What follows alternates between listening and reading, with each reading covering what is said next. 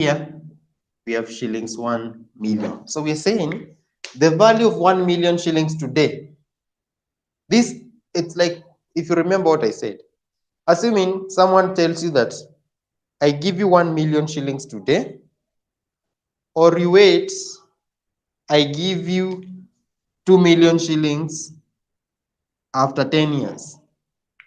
I either give you 1 million shillings today, or you can wait, I give you 2 million shillings after 10 years. Which one is better?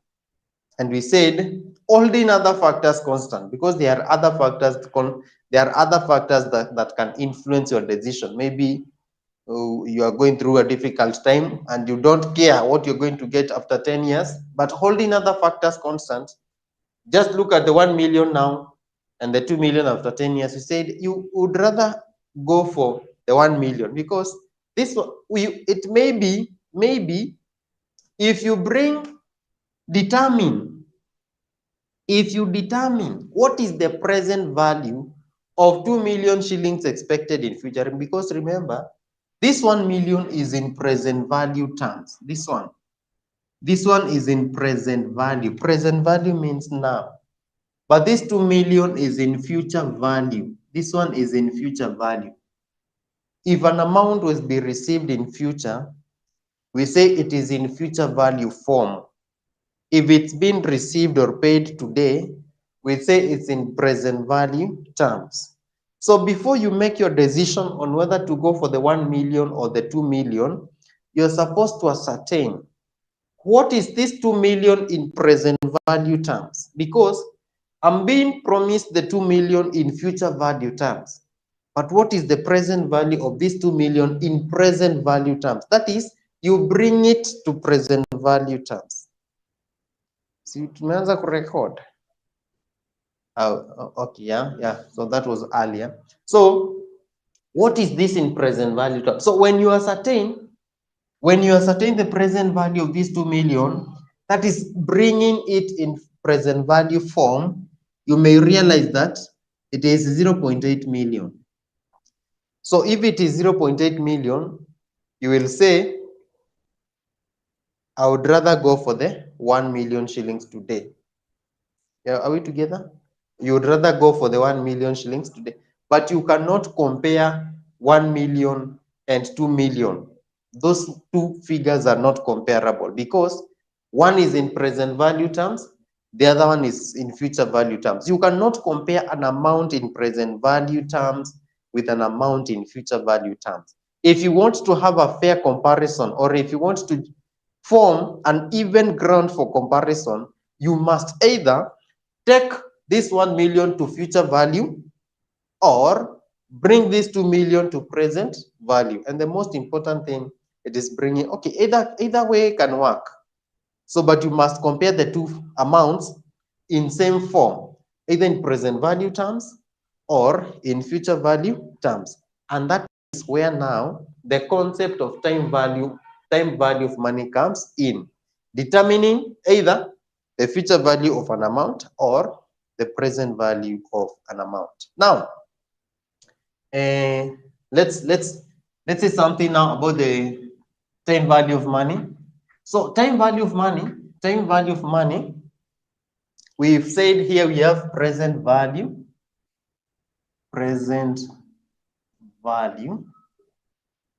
and future value. So present value, we have that direction, and we have this direction. So this is to say, you can work from present value terms to future value, or you can work from future value to present value. When present value to future value, when we are doing present value to future value, we call it compounding. This one you must have done in mathematics, compounding. Compounding, you want to know, if I get this 1 million today, I'm going to invest. Remember, you're not just getting the 1 million and keeping it maybe under the bed. No, you'll get the 1 million and invest somewhere. If you invest, it will earn a return. So after 10 years, you will not just have 1 million, but you'll have 1 million plus a return. So we want to know this 1 million plus the return that you're going to earn, how much will it be after 10 years? That is determining the future value from a present value. And that is what we call in compounding. That is compounding. The other one, we are moving from future value to present. Like in this case, you're being given 2 million shillings after 10 years. But we want to know what is the worth? What is the worth of 2 million shillings 10 years to come? What is the present value of this amount? So you go backwards. Working from future value to present value, we call it discounting. Discounting. This is discounting. Discounting its determination of a present value from a future value. Determination of a present value from a future value. And I've said, when you are given an amount in present value terms and another amount in future value terms, and you're supposed to compare the two, you cannot compare when they are not in the same form. You're supposed either to convert them to present value or to future value and make a decision or make a conclusion. That is all about time value of money. So let's see what we have in the handout. There is a handout I've just shared. There is a handout I've just shared in the WhatsApp group. Kindly check. Kindly check. Have you seen that handout? I shared just a few minutes before the class. I want us to look at it. In case you have a question, you can ask before we proceed. In case you have a question, kindly ask. Okay, fine. Let's. I want to believe you've seen the handout. It's important to respond. Kindly respond if you've seen the handout. Okay, fine. Let's continue. Thank you, Alice and Akin, Alan as well. So up there, you can see the introduction, concepts of time value of money, introduction. A shilling today is worth more than a shilling tomorrow. All what I've explained is what you can find there. Future value techniques. Future value techniques, you can see there we have future value. That is what I've explained. An amount that will be paid or received in future, we call it a future value. Then we have present value techniques. Present value, I've said, is an amount today. As an amount today, present value. Compounding techniques, but I'm not saying you are going to make sure you go through this, the theory part, at your own free time. But this is what I've just summarized. There is no need of repeating. I just want us to walk through. Compounding techniques. Compounding techniques, we've said, okay, this is what we did in mathematics. Simple interest and compound interest. So again, that is not important, so much important. I just want us to look at the, but let's, yeah, we are under compounding techniques. Here we've talked about two concepts, the concept of compounding, the concept of discounting. So I want us to start with compounding. That is compounding techniques. That's the reason why there they are saying compounding techniques. Compounding techniques. So we start with the compounding techniques, number one. Determination of a future value from a present value. Compounding techniques.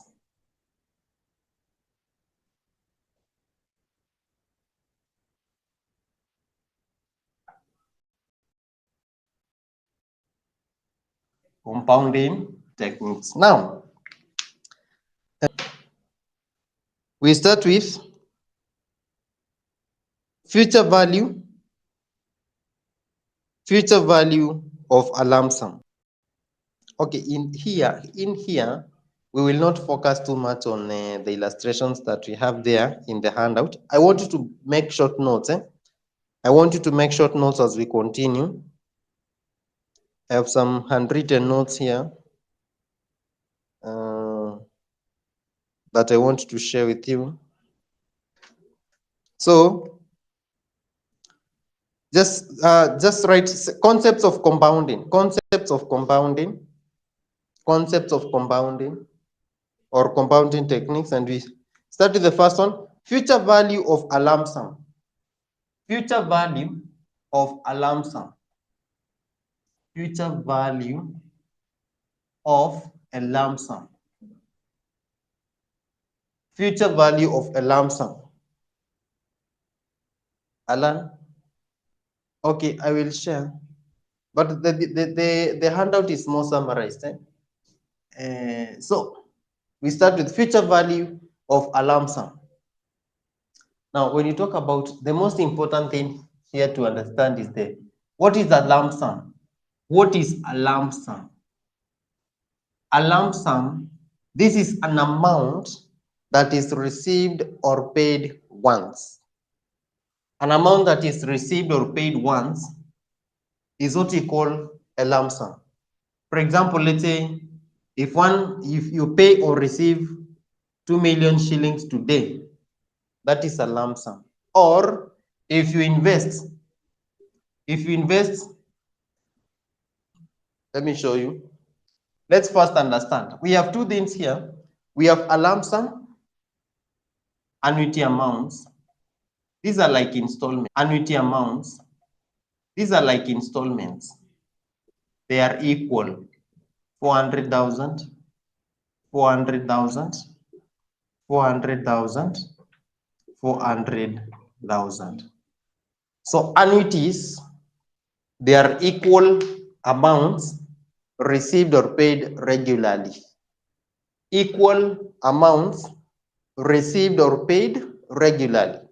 And we say, when we say regularly, we are saying it's either monthly, weekly, semi-annually, yearly, quarterly. That means like every month you're paying or receiving 400,000. That is an annuity. Or each year you're paying or receiving 400,000. That is an annuity. Equal amounts received or paid regularly. Lump sum amounts. Lump sum amounts, you're saying this is an amount which is received or paid once. They do not repeat themselves. For example, in year one, you'll receive 300,000. In year two, you're getting 550 or paying or 550. Year three, 600. Year four, 700. Maybe let's say year five, 300,000. You cannot say that since 300,000 is appearing twice, that it is an annuity. No, it is not an annuity because it has not been received regularly. You've received 300,000 after some other cash flows have been received here. Are we together? So all these are lump sums. All these are lump sums. However, if, for example, if you get 300,000 here and 300,000 here, we have two 300,000 that follow each other, this one and this one. This one will be referred to as an annuity. This is an annuity. Year one and year two, or period one and period two, we have an annuity of 300,000 because they follow each other. Yeah. But if the 300,000 occurs after, let's say, for example, here we have 700,000 and here we have 300,000. So in year one and year three, we have 300,000. These are not annuities, they are lump sums because in between them, there is a figure that is different from them. I want to believe that is very clear. That is clear. A lump sum and an annuity. This is a concept that we are going to use a lot in financial management. And that is why I want you to be able to differentiate lump sums and annuities. Again, so this was 6. Let's say this was what? This was 500. Let's say now, yeah, 300,000 there. 300, yeah, let's say 300,000 here. So in year 4 and year 5, The 300,000 becomes an annuity because they follow each other. We have two 300,000s that follow one another. So they are annuities. So I want to believe that is clear. That's okay? Okay, fine, let's proceed. So we now looking at future value of a lump sum. Future value of this kind of cash flows. Future value of this kind of cash flows. So when you want to determine the future value of a lump sum, future value of a lump sum, FV, its future value of a lump sum is equals to present value, or let's say principal, what you are used to, principal times 1 plus r power n. Principal times 1 plus r power n. And this is what we call present value. Present value. This principal figure here is what we call present value. Let's see what we have in the handout there. Check what we have there. Where are we?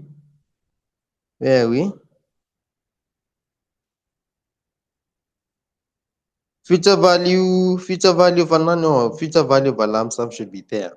If you look at the handout, you'll see using tables to find future. No. Equation for finding future values of a single amount is derived as follows. How it is derived is not so much important to us. The most important thing is this.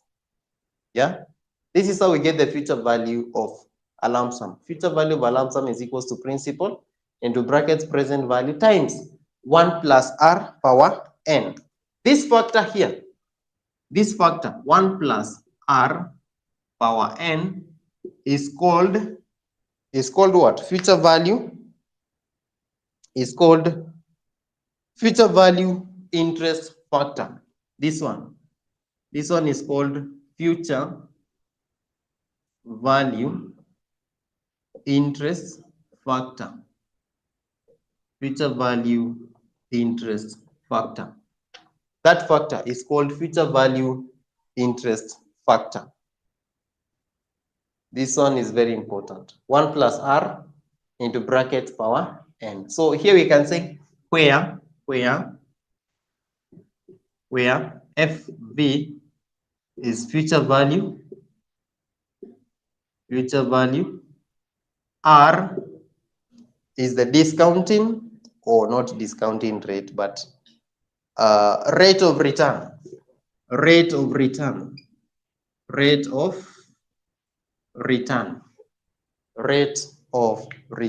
It's important for you to write this formula. Just write this, just write that. Rate of return is like the interest rate. Rate of return is like the interest rate. Yeah. Do we have an example there? So the example, yeah, there should be an example somewhere. Yeah, there is an example there. Look at that example. They're saying, assume that you've just invested Kenya shillings 100,000. The investment is expected to earn interest at a rate of 20% compounded annually. Determine the future value of the investment after 3 years. So, okay. Let's look at that. We are doing that illustration, that example. We're saying, assume that you have invested shillings 100,000. That is the present value. That is the principal. The principal amount, which is present value amount, is Kenya shillings 100,000. 100,000. Then the investment is expected to earn interest at the rate of R is 20% per annum. This per annum is very important. Okay, it is not given. They have not said per annum, but we say when you get a rate of return where the period, whether the per annum, per month, semi-annually is not stated, the standard measure is per annum. So unless it is specified like semi-annually or what, you should take it as per annum rate. So per annum is 20%, compounded annual. Determine the future value of the investment after 3 years. N, we should have said N here. N is equals to number of periods. Number of periods. Kindly have that. Number of periods. Number of periods. Make sure you write that. So here, our period is 3 years. We are investing for 3 years. So future value we are saying is equals to present value 1 plus R power N. So future value is equals to 100,000 times 1 plus 0.2 power 3. So get the value of the investment after 3 years. Value of the investment after 3 years is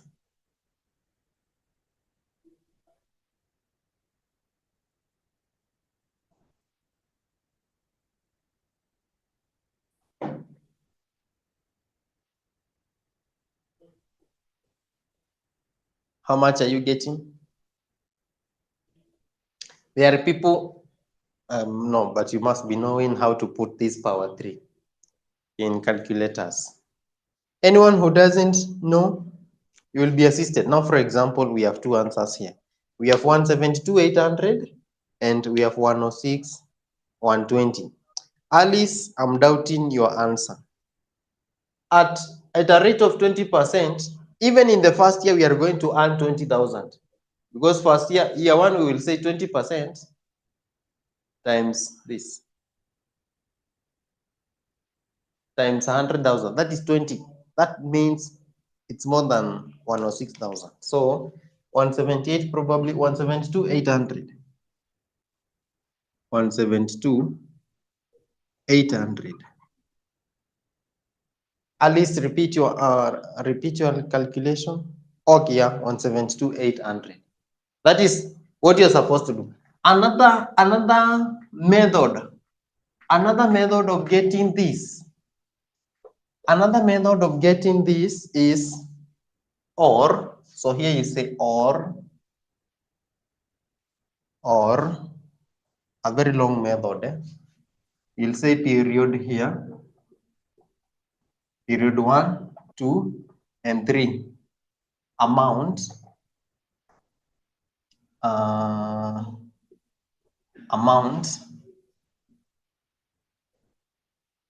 Let's say 100,000. No, will that give us? No.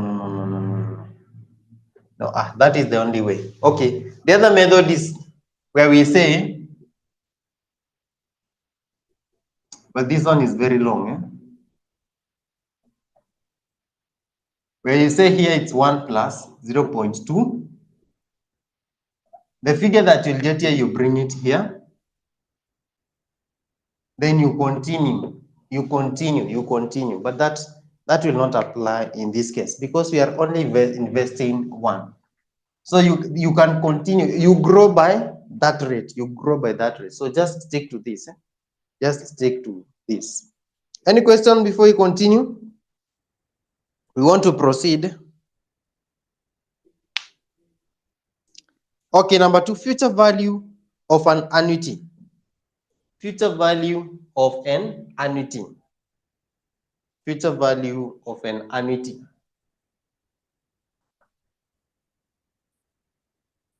Future value of an annuity, and you have seen how we get the future. I've explained what's an annuity. Future value of annuity. Future value of annuity. Now, a future value of an annuity, just like we've said, you get the annuity. It's an annuity when the amount occurs repetitively, but regularly. So future value of an annuity is computed as follows. Without wasting a lot of time, future value of annuity is equals to the annuity,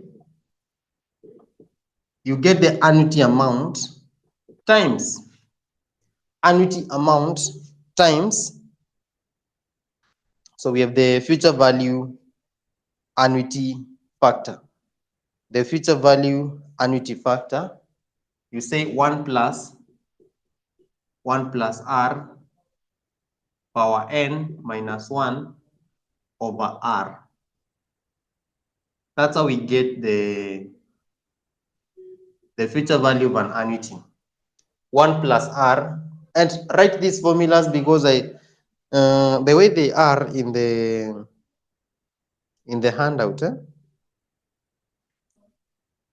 okay, they are very much simplified in the handout. Just write what I'm writing on the board. Yeah, it's there, but write future value of an annuity is equals to annuity times 1 plus R into brackets power n minus 1 over R. This factor here, the factor 1 plus R power n minus 1 over R is called future value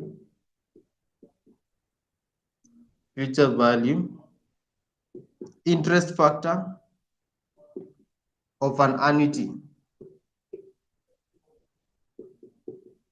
Future value interest factor of an annuity. What have they said there?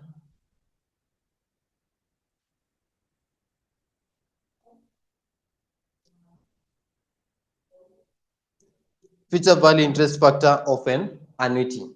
Future value interest factor of an annuity. This one. Now, we have tables. We have tables where these factors can be read from. Like, you remember what table do we have? We have math table. Do you people know what's a math table? Or maybe what we call what? Normal curve, normal distribution curve. We have tables. We have tables where you can read these factors. When we go to discounting, I'm going to share the tables so that we can see. But for future values, the tables for compounding, it's not widely used in financial management. So just get these formulas right. Yeah. So any question here? There is nothing to explain. We know R is the rate of return or the interest rate, and it's the number of periods. So there is nothing to explain. Let's go to what? Let's have an illustration. Do we have an illustration there? From the above example, there is a statement that says no. We have an example. What is the value of shillings 100,000 investment annually at the beginning of each of the next 5 years at an interest of 12%? Are you there? Have you seen that example? And finding future value of an annuity. Oh, that's due. Sorry. What is the value of 100,000 investment annually at the beginning? That's an annuity due. We are coming to that. I want us to have an illustration on the illustration on future value of an annuity.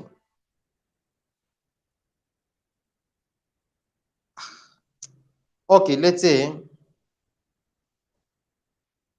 from the above example, there is a part that is missing here. There is a part that is missing, but all in all, let's just write an example there. Just write something. Just write an example, an illustration. Say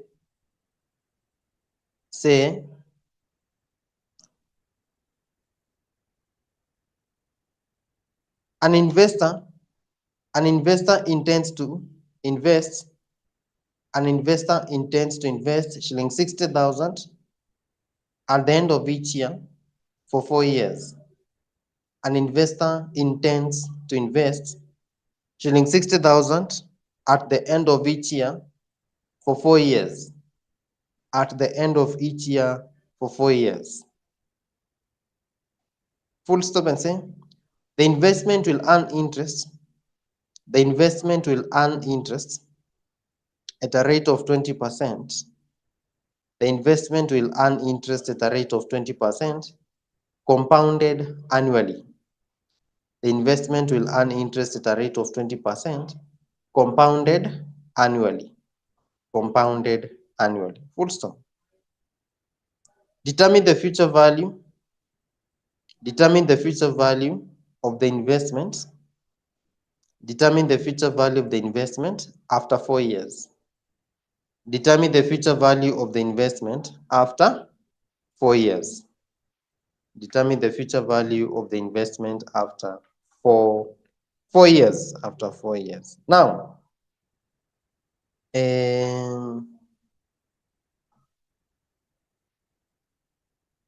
future value of the investment. Now we start.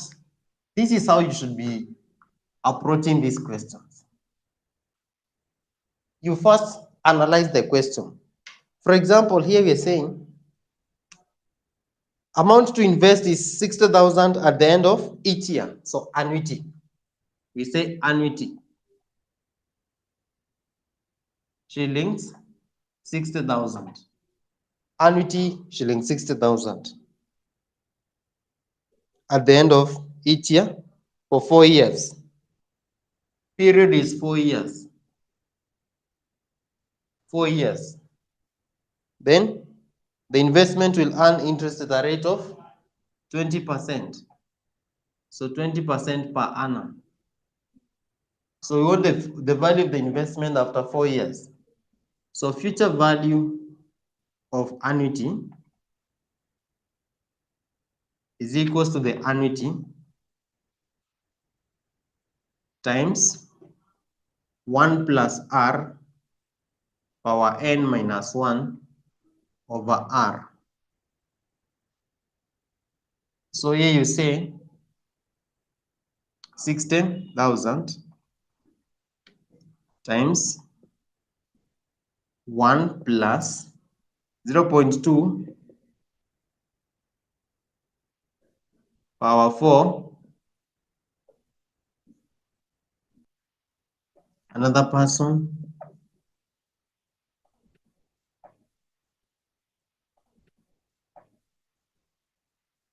322,080. Another person. 𝐼𝐍, okay, that's fine. Now, there is another way of doing this question. So this is now, you say period. Period 1, 2, 3, 4. 3, 4. Annuity or amount. Remember, this person is investing 60,000 at the end. Yeah, at the end of each period. 60. 60. 60. 60. At the end of each period, this person is investing 60. So here you say 1 plus R power n. 1 plus R power n. If we want to treat each amount as a lump sum, then here we will have future value. Future value. So here we will have 1 plus R. 1 plus R. This is 0.2. 0.2. 1 plus 0.2. 1 plus 0.2. 1 plus 0.2. 0.2. 1 plus 0.2. So before that, we know we've not put n. That is what I want to illustrate here. That is what I want to illustrate here. So we are 0. We always start at 0. 0 means now 1, 2, 3, 4. We're talking about 4 years, which is 1, 2, 3, 4. So here we have at the end, we are investing at the end. So at the end of the first year, 0, 60, 60, 60, 60. I want us to put n. So this 60 that you've invested at the end of year 1, how many times will it earn interest? The 60 that you invested at the end of year 1, how many times will it have earned interest at the end of year 4? It is here. 1, 2, 3. We have invested 60 here, so it will earn a return here, a return here, and a return here. So you say power 3. That is power 3. Then the other 60 at the end of year 2 here, it will earn interest here and here. So you say power 2. The 60 that you invest at the end of year 3, it will earn interest once. So you say power 1. And the last one, the 60 that you are investing at the end of year 4, it will have earned no return. So you say power 0. So multiply and get the total. If you multiply and get the total, we should be getting the same answer as this. We should be getting the same answer as this. So the reason why, I just want you to get the concept, the concept here of power what, power what, power what.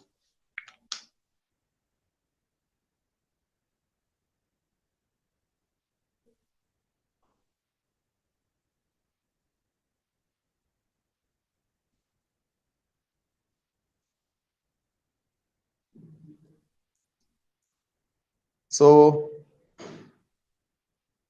103,680 must be the first one. 103,680. 103,680.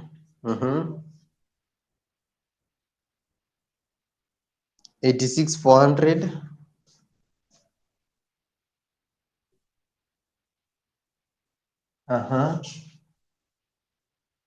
72,000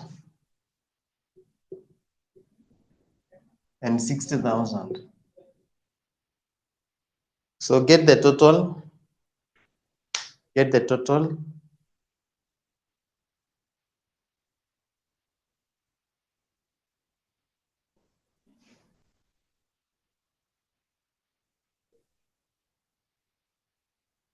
$322,088. Yeah.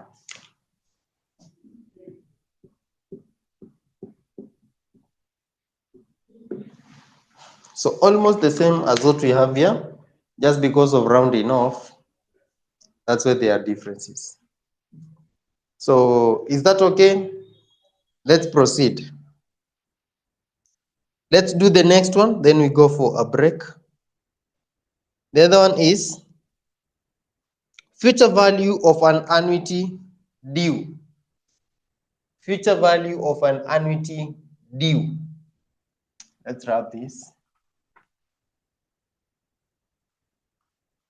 Future value of an annuity due.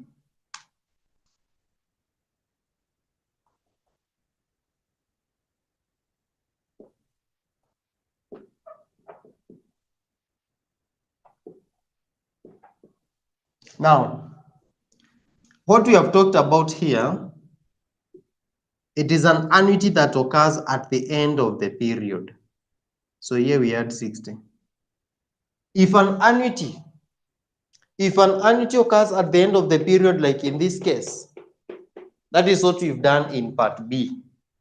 But now we have what we call, okay, fine, Alice, 080, okay, fine. So future value of an annuity, this is when the amount is invested or paid at the beginning of the year, at the beginning of the year. For example, if our 60 here, 0, 1, 2, 3, 4. If the investment is done at the beginning of the year, for example, here 60, 60, 60, 60, 60. We call it 1, 2, 3, 4. This is not there. We call it an annuity due. So an annuity due is an amount that is invested or paid at the beginning of the period. And this will change because now, like here we had said, this is power 3 because we counted here 1, 2, and 3. But if it's an annuity due, we will now have 1, 2, 3, 4 because we are going up to the end of year 4. Because we are going up to the end of year 4. So the amount that we invested at the beginning of year 1 here will earn interest 4 times. 1, 2, 3, 4. The amount that we invested at the end of year 1 will earn interest 1, 2, 3.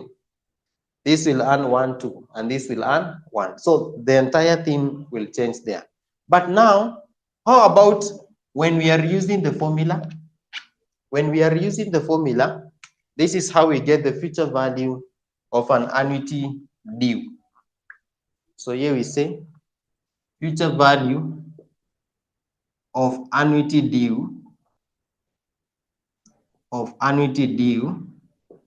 is equals to annuity times 1 plus r power n minus 1 over r. Then we add another factor here, 1 plus r. 1 plus r. 1 plus r.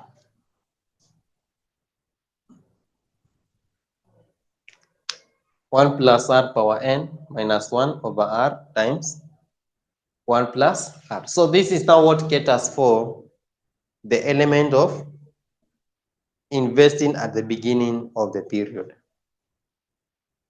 So you can write that.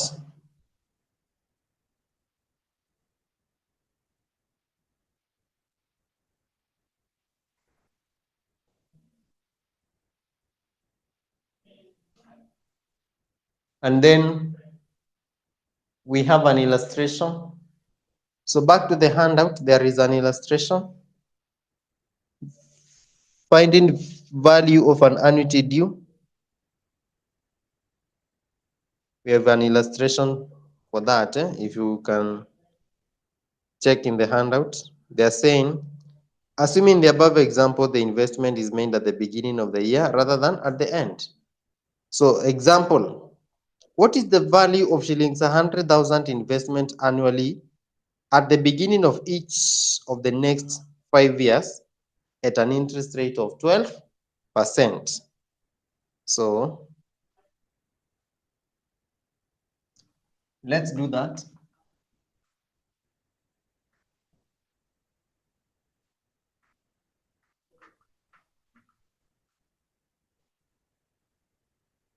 So we're saying, what is the value of shillings 100,000? So annuity, the annuity is 100,000. What is the value of shillings 100,000 investment annually at the beginning of each of the next 5 years? The period is 5 years. Interest is 12% per annum, and it's at the beginning. So future value of annuity due is equals to the annuity. And you need to be writing these formulas every now and then. Every time you're doing a question, kindly write the formula. Even if you know the formula, just write it. So annuity times 1 plus r power n minus 1 over r times 1 plus r. So annuity is 100,000 times 1 plus 0.12 0.12 power 5 minus 1 over 0.12. Then times 1 plus 0.12.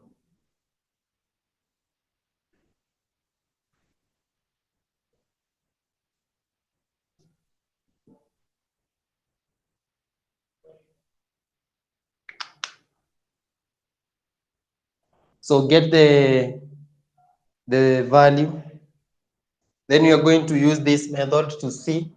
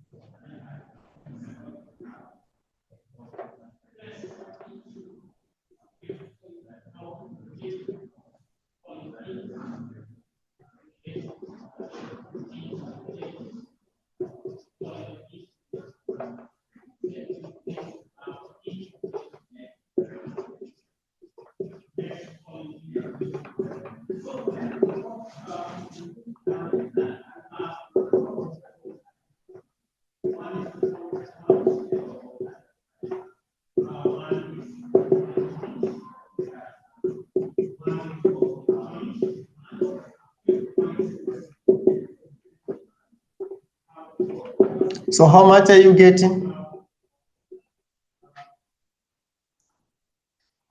711,518.9. 711,518.9. Now, using this method, we will have this.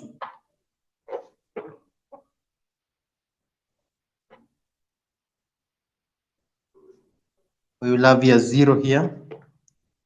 1, 2, 3, 4, 5. And remember, the reason why we are starting at 0, you must count 12.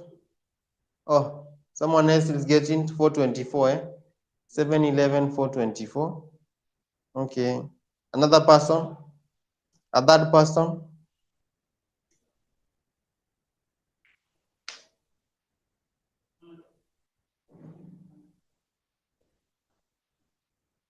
Okay, let's continue as we wait.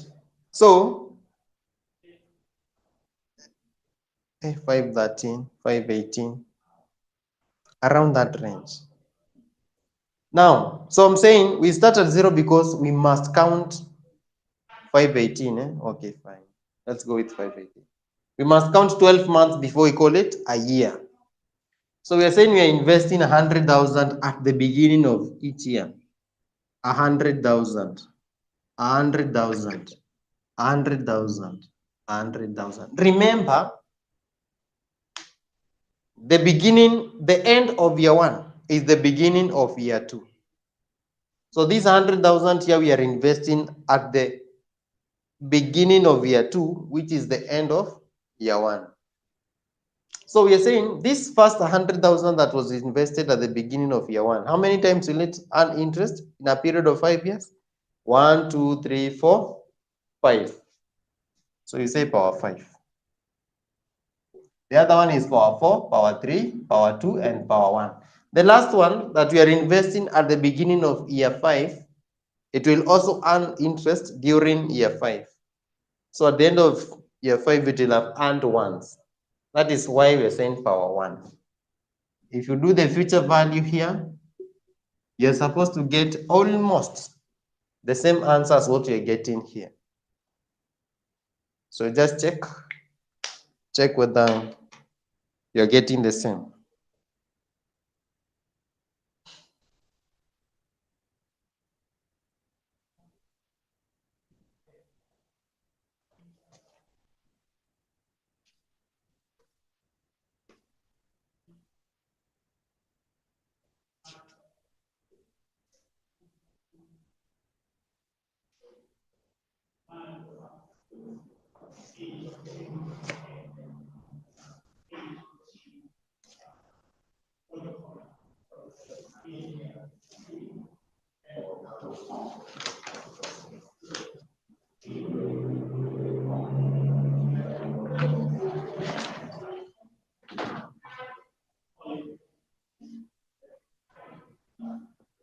176 to 34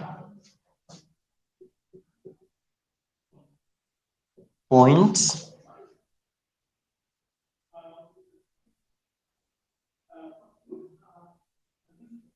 you can, okay, in this case you can round off.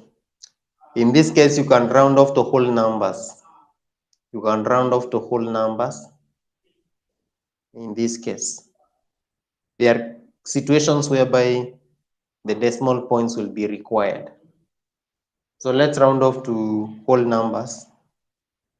The first one then should be 176 to 34, 157, 352, 157, 352,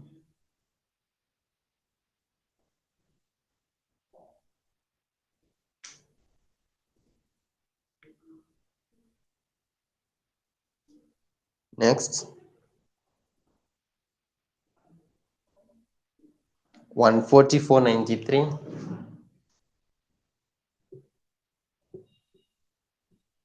140, 493,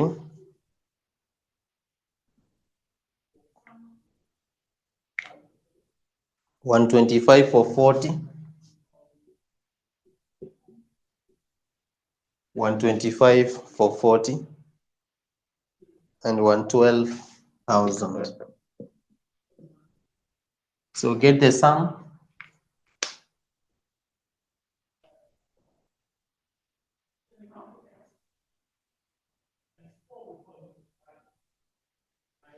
$711, $519.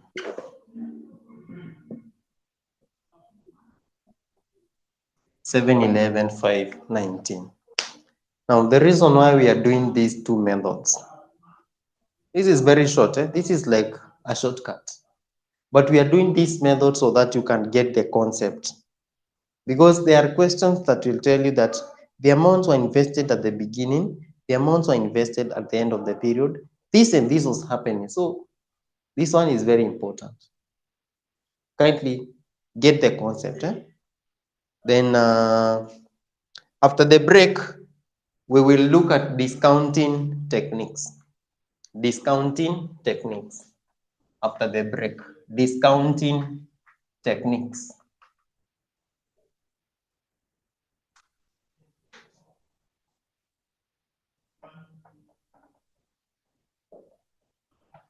Discounting techniques.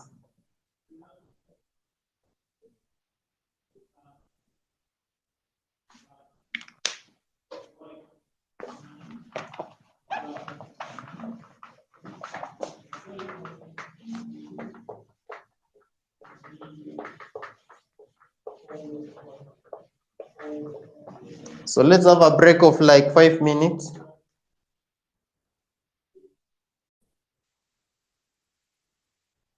And as we've said, discounting is this determination of present value from a future amount. Determination of present value from a future amount is what we call discounting, or rather, yeah, discounting. So present value of a lump sum. Present value of a lump sum is the first one. A lump sum, still the same thing as we've said, an amount that is paid or received once is what we call a lump sum. So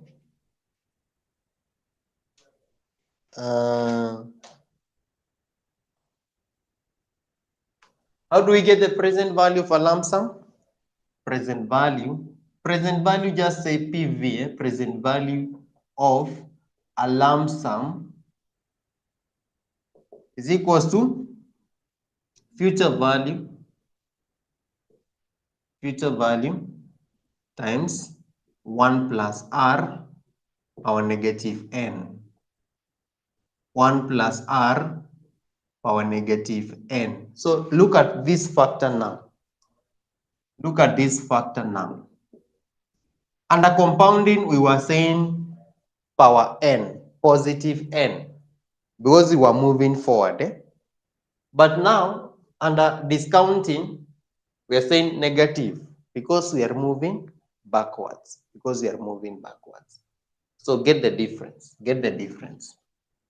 Present value for lump sum is equals to future value times 1 plus r power negative n. So where this is future value,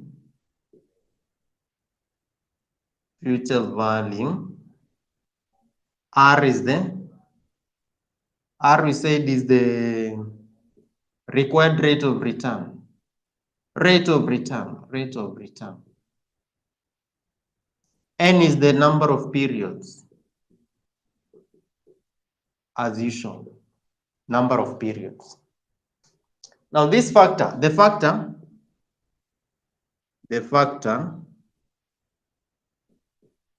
1 plus r power negative n, the factor 1 plus r power negative n, we call it present value interest factor. This one, we call it present value interest factor. Present value interest factor. In this one, we can read from the tables. So present value interest factor, which is indicated as this present value interest factor, r% power n. Present value interest factor, r% power n. So let me share with you the present value interest factor tables. The present value interest factor tables. Just check on your WhatsApp. Check on WhatsApp. Check in the WhatsApp group, I mean. I'm sharing the present value interest factors table, present value interest factor tables that we use for discounting.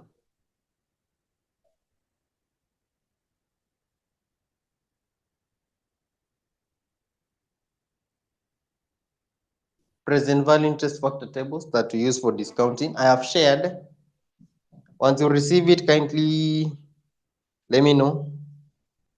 Once you receive it, kindly let me know. I want to show you how we read. Okay, but that one we're going to do in an illustration. We're going to do in an illustration. So what do you need to add here? Nothing.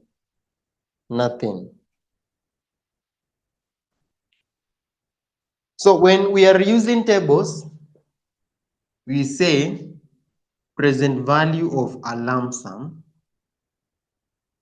with tables. We say present value of a lump sum is equals to future value times present value interest factor r% power n. So this factor here, this is r, this is r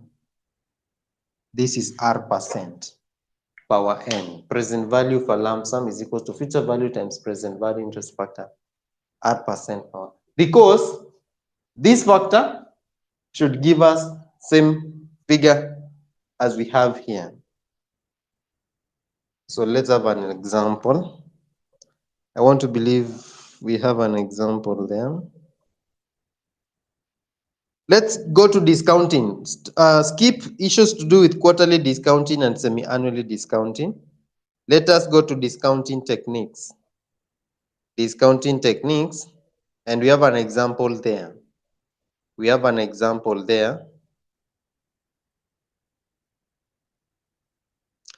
Example says, assume you were to receive shillings 172,800 3 years from now on an investment, and the required rate of return is 20%.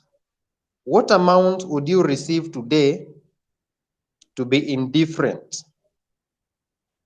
So we are saying, Assume you were to receive shillings 172,800 3 years from now on an investment and the required rate of return is 20%. What amount did you receive today to be indifferent using present value? Okay, ignore that. Just ignore that. So here we have been given the future value. We've been given the future value.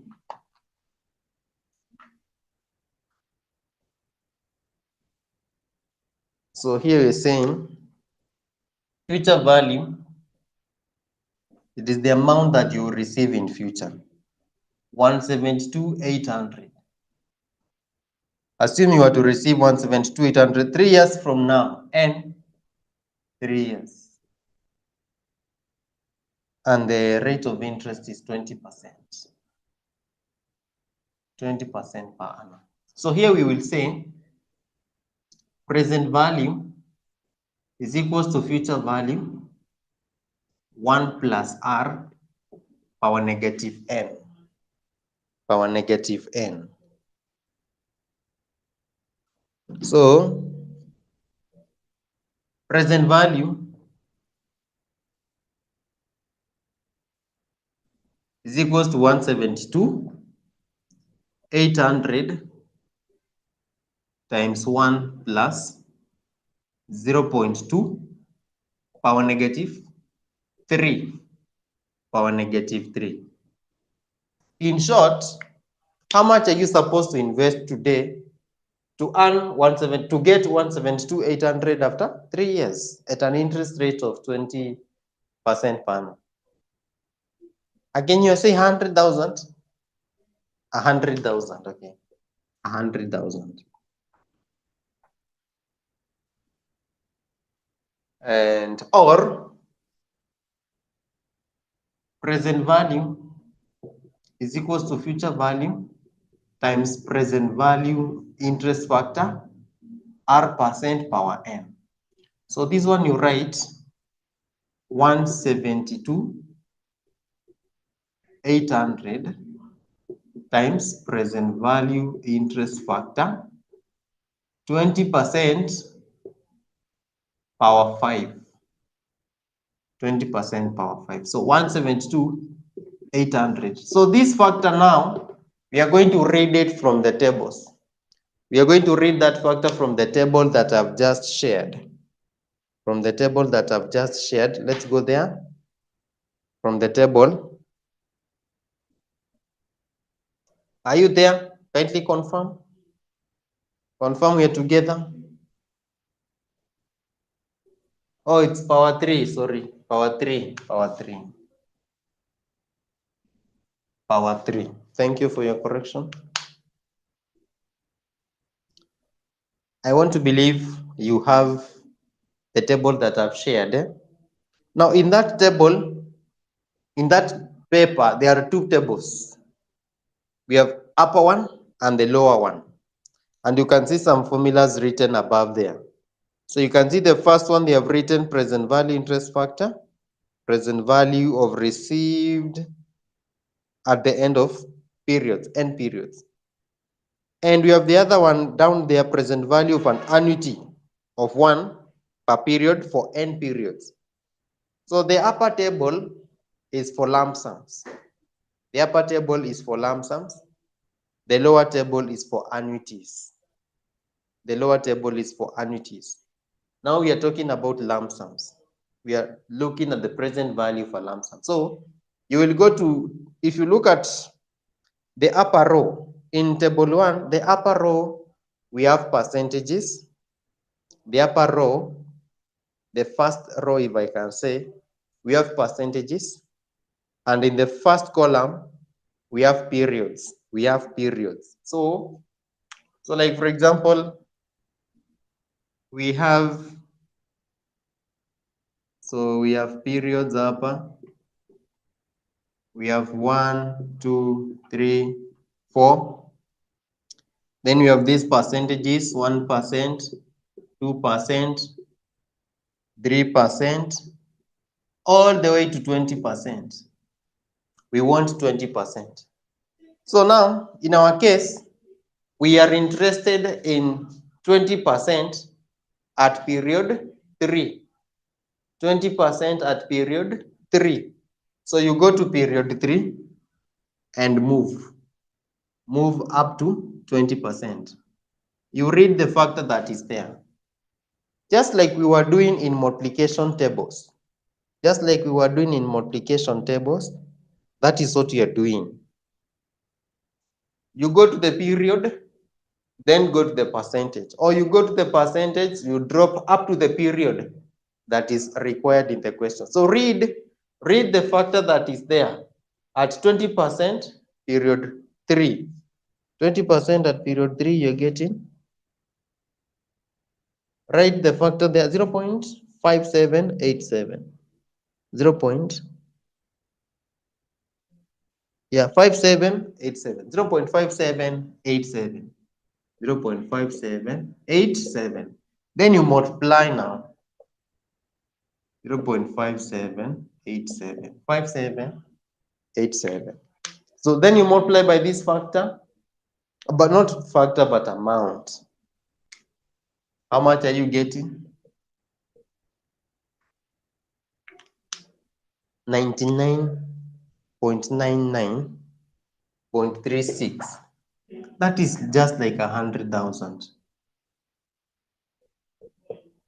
You can see these factors are rounded off to 4 decimal places. So, but that is what you're supposed to do. That is what we are supposed to do. Any question?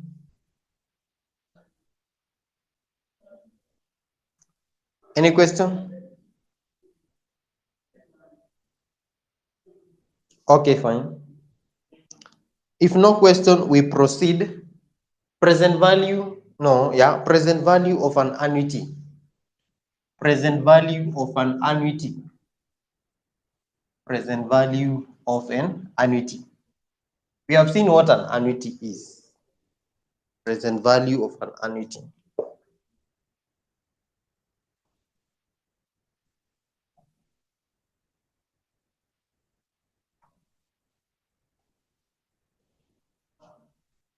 Present value of an annuity.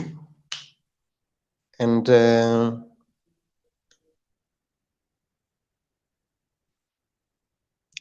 present value of an annuity, we say present value of annuity is equals to the annuity times 1 minus 1 plus r power negative n over r. So have that. Present value of an annuity is equals to the annuity times 1 minus 1 plus r power negative n over r.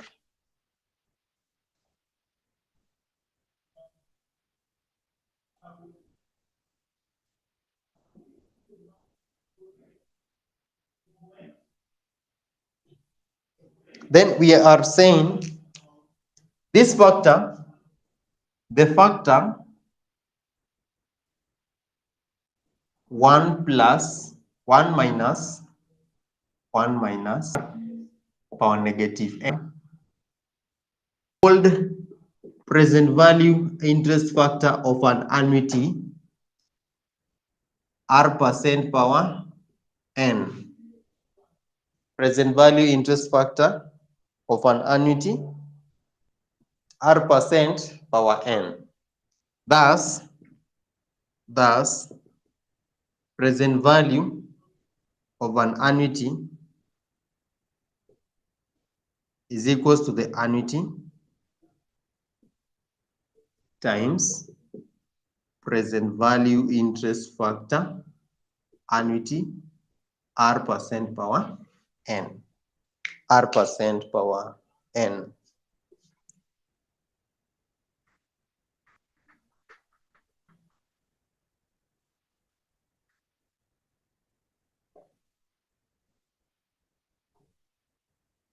I can't find 0.5787. Catherine, let's go back to that table. Let's go back to that table. The upper table, 5787. We are using the upper table, Catherine. Are you there? Kindly confirm you're there, Catherine. Go to 20% under column, under row 1, the top row, go to 20%. After reaching 20%, go down to row 3. Not 3, but count 1, 2, 3. At 20%, you should go up to 0.5787. You'll see, yeah, that's how we read this thing. So for the annuities, this is how we, and you should be able to compute this. You should be able to use this.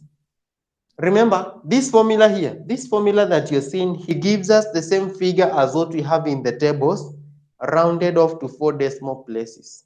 You round this to 4 decimal places, you're supposed to be getting the same figure. So nothing different. So let's see an illustration. An illustration, present value of an annuity. Yeah, we have an illustration and a present value of an annuity.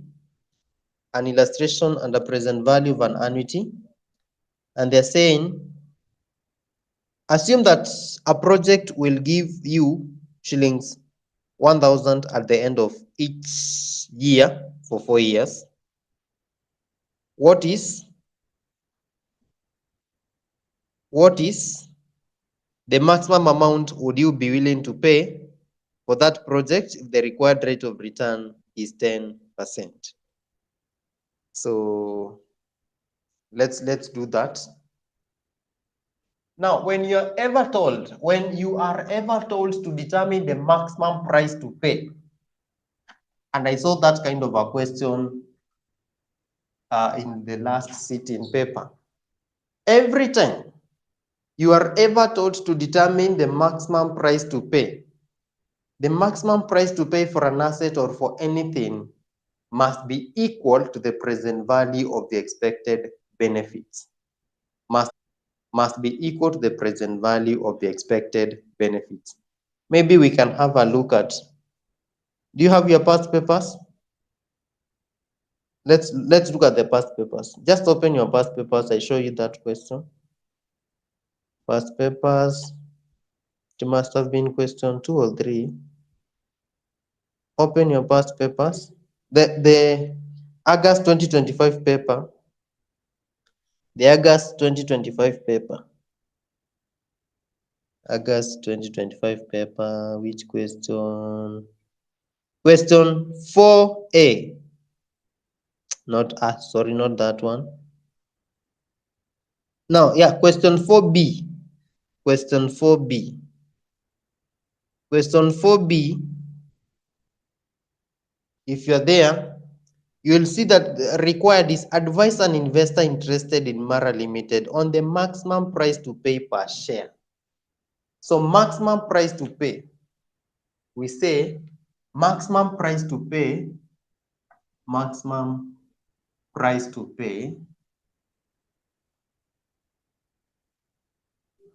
is equal to present value of all expected benefits or cash flows. Benefits or cash flows. So if it's a share, to get the maximum price to pay for a share, it is the present value of all expected dividends from that share. If it is an asset, like for example, you want to buy a motor vehicle for commercial purposes, the maximum price that you're supposed to pay for that motor vehicle, it is the present value of all what you're expecting to earn from it.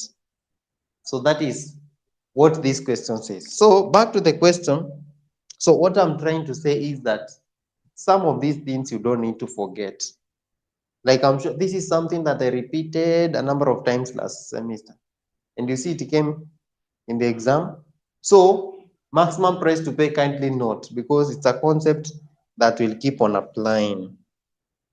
Back to our illustration. So they're saying, assume that a project will give you shillings 1,000 at the end of each year for 4 years. Annuity is shillings 1,000. Number of periods is 4 years. 4 years. And they're saying, what is the maximum amount would you be willing to pay for that project if the required rate of return is 10? R is 10. R is 10%. So maximum price to pay, this is present value of annuity. This is the present value of our annuity.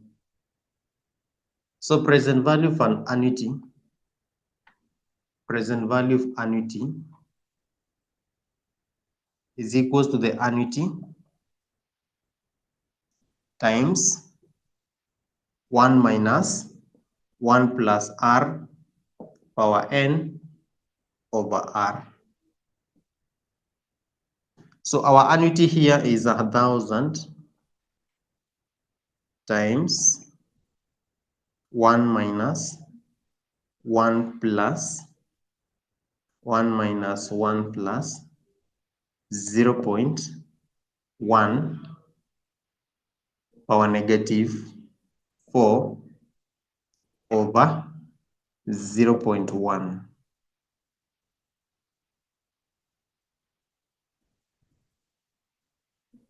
So shillings.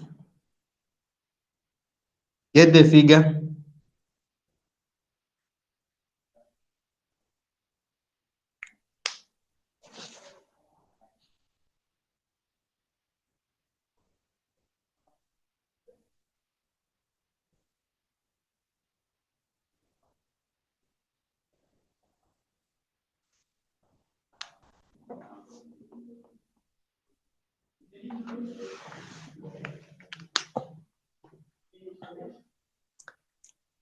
How much are you getting?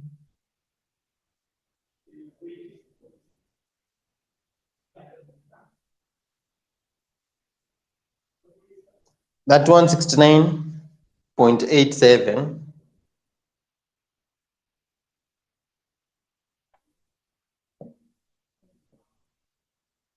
That 169.87. Another person. That 169.87. Another person.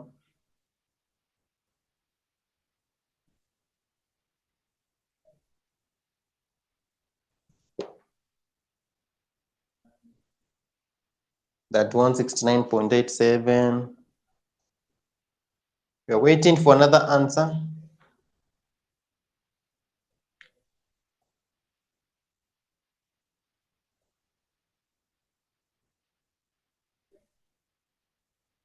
Someone else kindly. Okay, let's assume that is the correct answer. Therefore, present value of annuity is equals to annuity times present value interest factor annuity R percent power N. So here 1,000 times present value interest factor annuity 10% at period 4. 10% at period 4. Getting the same thing. That 169.9. That 169.9. I want to believe you've all been able to read the table. Yeah?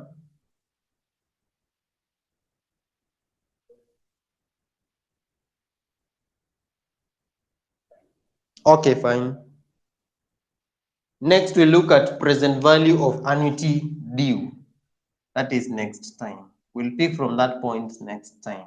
Number 3, present value of annuity due. present value of annuity due. I believe we'll be able to look at all the factors, then we proceed to something else. Now, as I said, this is very important. Make sure, and that is why I don't want to rush. I do not want to rush because this concept is very important. If you get it at this point, you will have no problem going forward. You'll be very much okay. So make sure you repeat these concepts, do the illustrations that you've done. In case of any question, you will ask. Any question for now? Any question before we close? Any comment before we close? Yes? Okay, fine. If no question, we are going to close at that. We are recording. So now we have missed something. But no problem. So we are saying, so maybe just a recap. So we have said time value of money, it is that the fact that over time, the value of money changes. The value of money does not remain the same.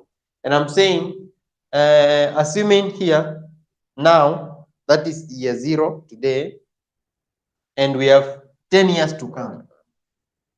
10 years to come. So we have 1 million shillings today here. Shillings 1 million. And here we have shillings 1 million. So we're saying the value of 1 million shillings today.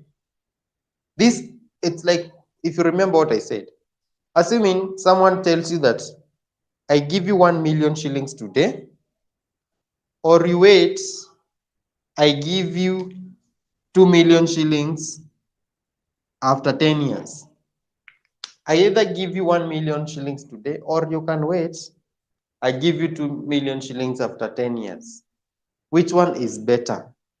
And we said, holding other factors constant, because there are other factors, that can influence your decision. Maybe you are going through a difficult time and you don't care what you're going to get after 10 years, but holding other factors constant, just look at the 1 million now and the 2 million after 10 years. You said you would rather go for the 1 million because this, it may be, if you determine what is the present value of 2 million shillings expected in future, because remember, this 1 million is in present value terms. This one is in present value. Present value means now. But this 2 million is in future value. This one is in future value. If an amount will be received in future, we say it is in future value form. If it's been received or paid today, we say it's in present value terms. So before you make your decision on whether to go for the 1 million or the 2 million, you're supposed to ascertain what is this 2 million in present value terms, because I'm being promised the 2 million in future value terms. But what is the present value of this 2 million in present value terms? That is, you bring it to present value terms. See, tumeanza kurecord.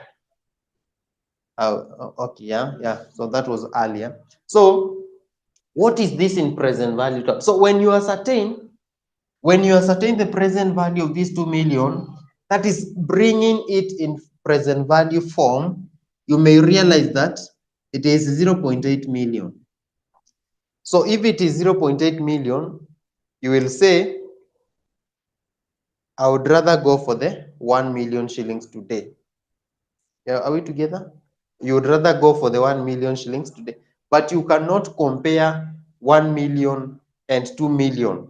Those two figures are not comparable because one is in present value terms, the other one is in future value terms. You cannot compare an amount in present value terms with an amount in future value terms. If you want to have a fair comparison, or if you want to form an even ground for comparison, you must either take this 1 million to future value or bring this 2 million to present value. And the most important thing, it is bringing, okay, either way can work.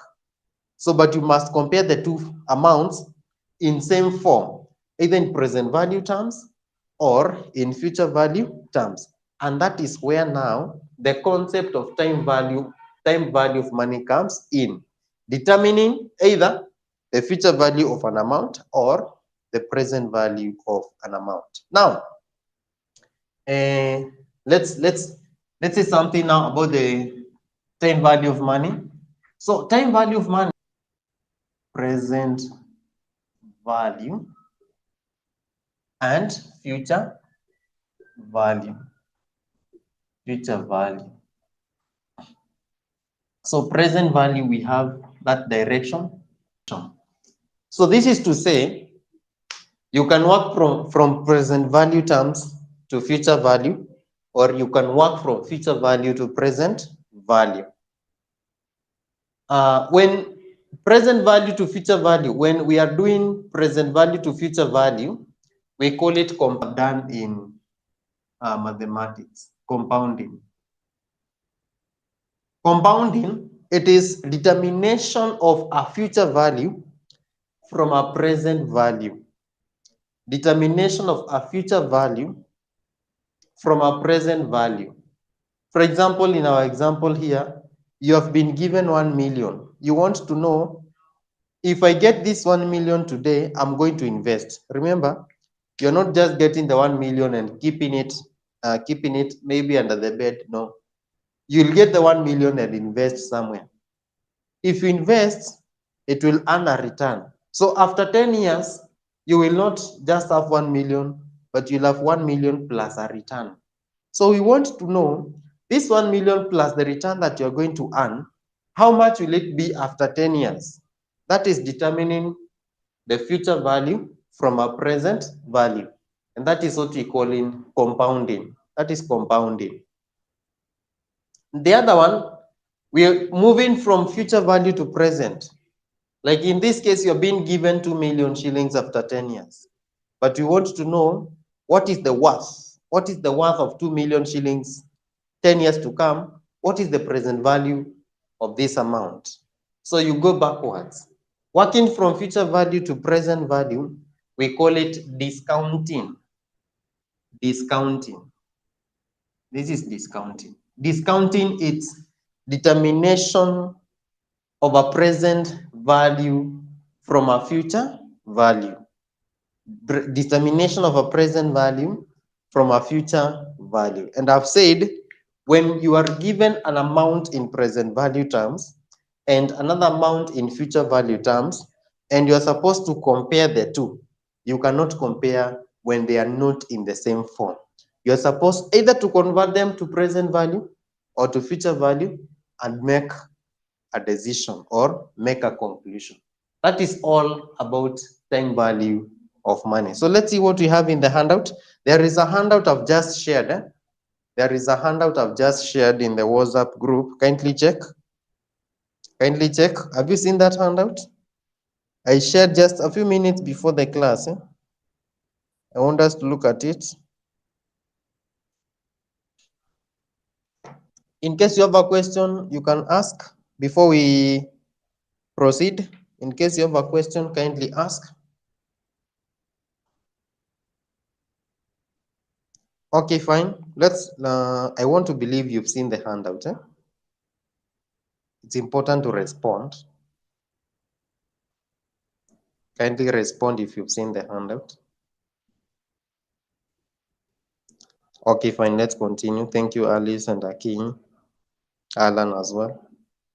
So up there, you can see the introduction, concepts of time value of money, introduction. A shilling today is worth more than a shilling tomorrow. All what I've explained is what you can find there. Future value techniques. Future value techniques, you can see there we have future value. That is what I've explained. An amount that will be paid or received in future, we call it a future value. Then we have present value techniques. Present value, I've said, is an amount today. As an amount today, present value. Compounding techniques, but I'm not saying you are going to make sure you go through this, the theory part, at your own free time. But this is what I've just summarized. There is no need of repeating. I just want us to walk through. Compounding techniques. Compounding techniques, we've said, okay, this is what we did in mathematics. Simple interest and compound interest. So again, that is not important, so much important. I just want us to look at the, but let's, yeah, we are under compounding techniques. Here we've talked about two concepts, the concept of compounding, the concept of discounting. So I want us to start with compounding. That is compounding techniques. That's the reason why there they are saying compounding techniques. Compounding techniques. So we start with the compounding techniques, number one. Determination of a future value from a present value. Compounding techniques.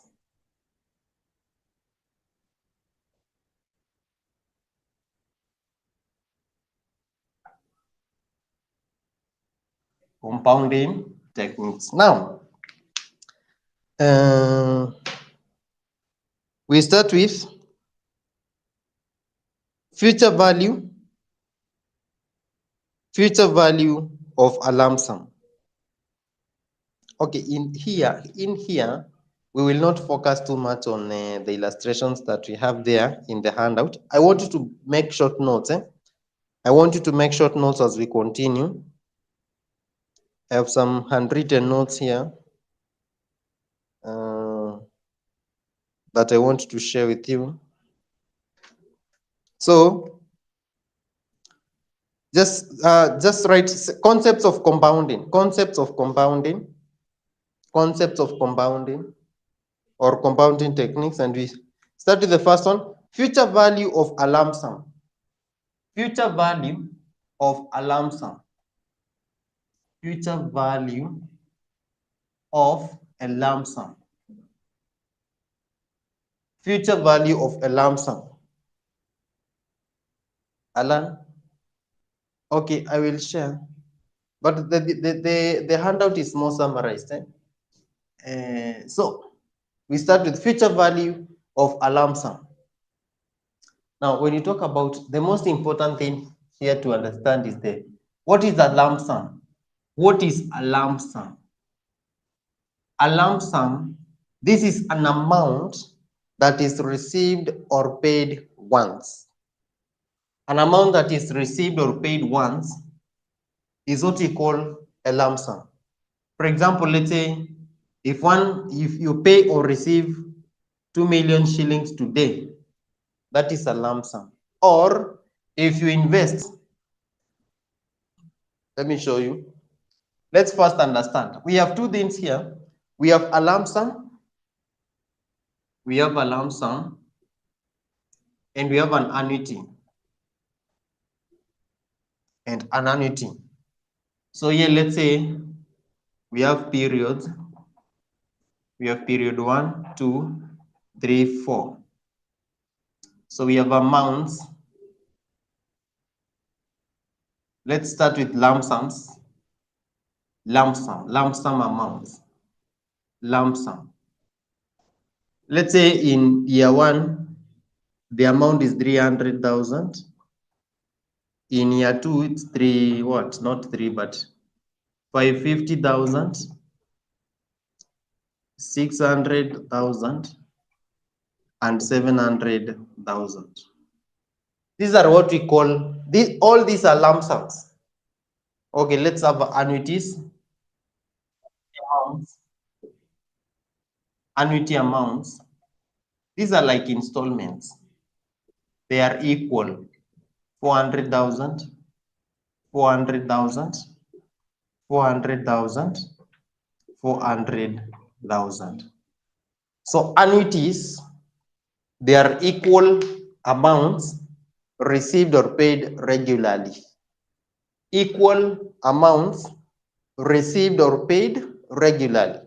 And when we say regularly, we are saying it's either monthly, weekly, semi-annually, yearly, quarterly. That means like every month you are paying or receiving 400,000. That is an annuity. Or each year, you are paying or receiving 400,000. That is an annuity. Equal amounts received or paid regularly. Lump sum amounts. Lump sum amounts, you're saying this is an amount which is received or paid once. They do not repeat themselves. For example, in year 1, you'll receive 300,000. In year 2, you're getting 550 or paying or 550. Year 3, 600. Year 4, 700. Maybe let's say year 5, 300,000.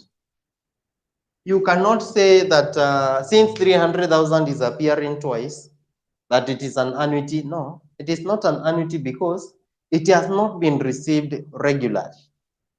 You've received 300,000 after some other cash flows have been received here. Are we together? So all these are lump sums. All these are lump sums. However, if, for example, if you get 300,000 here and 300,000 here, we have two 300,000 that follow each other, this one and this one. This one will be referred to as an annuity. This is an annuity. Year 1 and year 2, or period 1 and period 2, we have an annuity of 300,000 because they follow each other. Yeah? But if the 300,000 occurs after, let's say, for example, here we have 700,000 and here we have 300,000. So in year 1 and year 3, we have 300,000. These are not annuities, they are lump sums because in between them, there is a figure that is different from them. I want to believe that is very clear. That is clear. A lump sum and an annuity. This is a concept that we are going to use a lot in financial management. And that is why I want you to be able to differentiate lump sums and annuities. Again, so this was 6. Let's say this was what?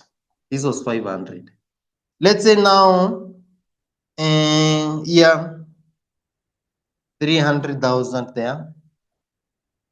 300, yeah, let's say 300,000 here. So in year 4 and year 5, the 300,000 becomes an annuity because they follow each other. We have two 300,000s that follow one another. So they are annuities. So I want to believe that is clear. That's okay? Okay, fine, let's proceed. So we now looking at future value of a lump sum, future value of this kind of cash flows, future value of this kind of cash flows. So when you want to determine the future value of a lump sum, future value of a lump sum, future FV, its future value of a lump sum is equals to present value, or let's say principal, what you are used to, principal times 1 plus r power n. Principal times 1 plus r power n. And this is what you call present value. Present value. This principal figure here is what we call present value. Let's see. Let's see what we have in the handout there. Check what we have there. Where are we? Where are we? Future value of future value of a lump sum should be there. If you look at the handout, you'll see using tables to find future. No. Equation for finding future values of a single amount is derived as follows. How it is derived is not so much important to us. The most important thing is this. Yeah, this is how we get the future value of a lump sum. Future value of a lump sum is equals to principal into brackets present value times 1 plus r power n. This factor here, this factor 1 plus r power n is called what? Future value is called future value interest factor. This one is called future value interest factor. Future value interest factor. That factor is called future value interest factor. This one is very important. 1 plus R into bracket power n. So here we can say where FV is future value, R is the discounting, or not discounting rate, but rate of return. Rate of return.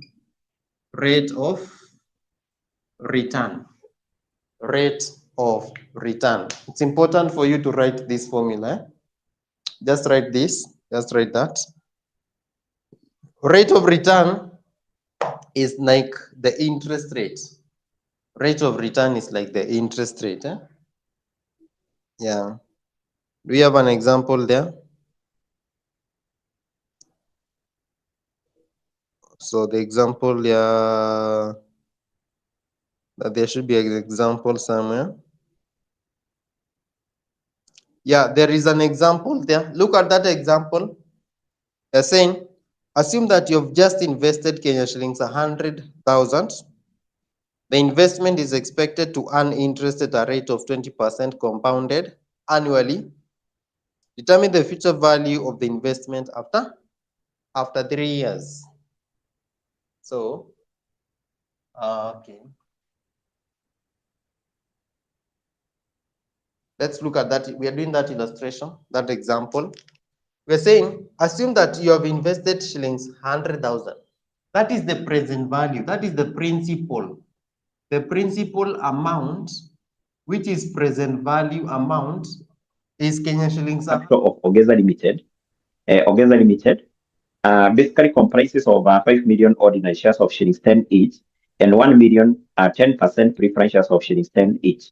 It was decided during the meeting of shareholders and directors of the company to carry out a scheme of internal reconstruction with effect from 1st November 2021 as follows. Number one, you're told, yes, I think we are recording our session. So number one, you're told the assets are to be adjusted to their fair value as follows. So the asset now will be revalued to those particular good, to those particular values.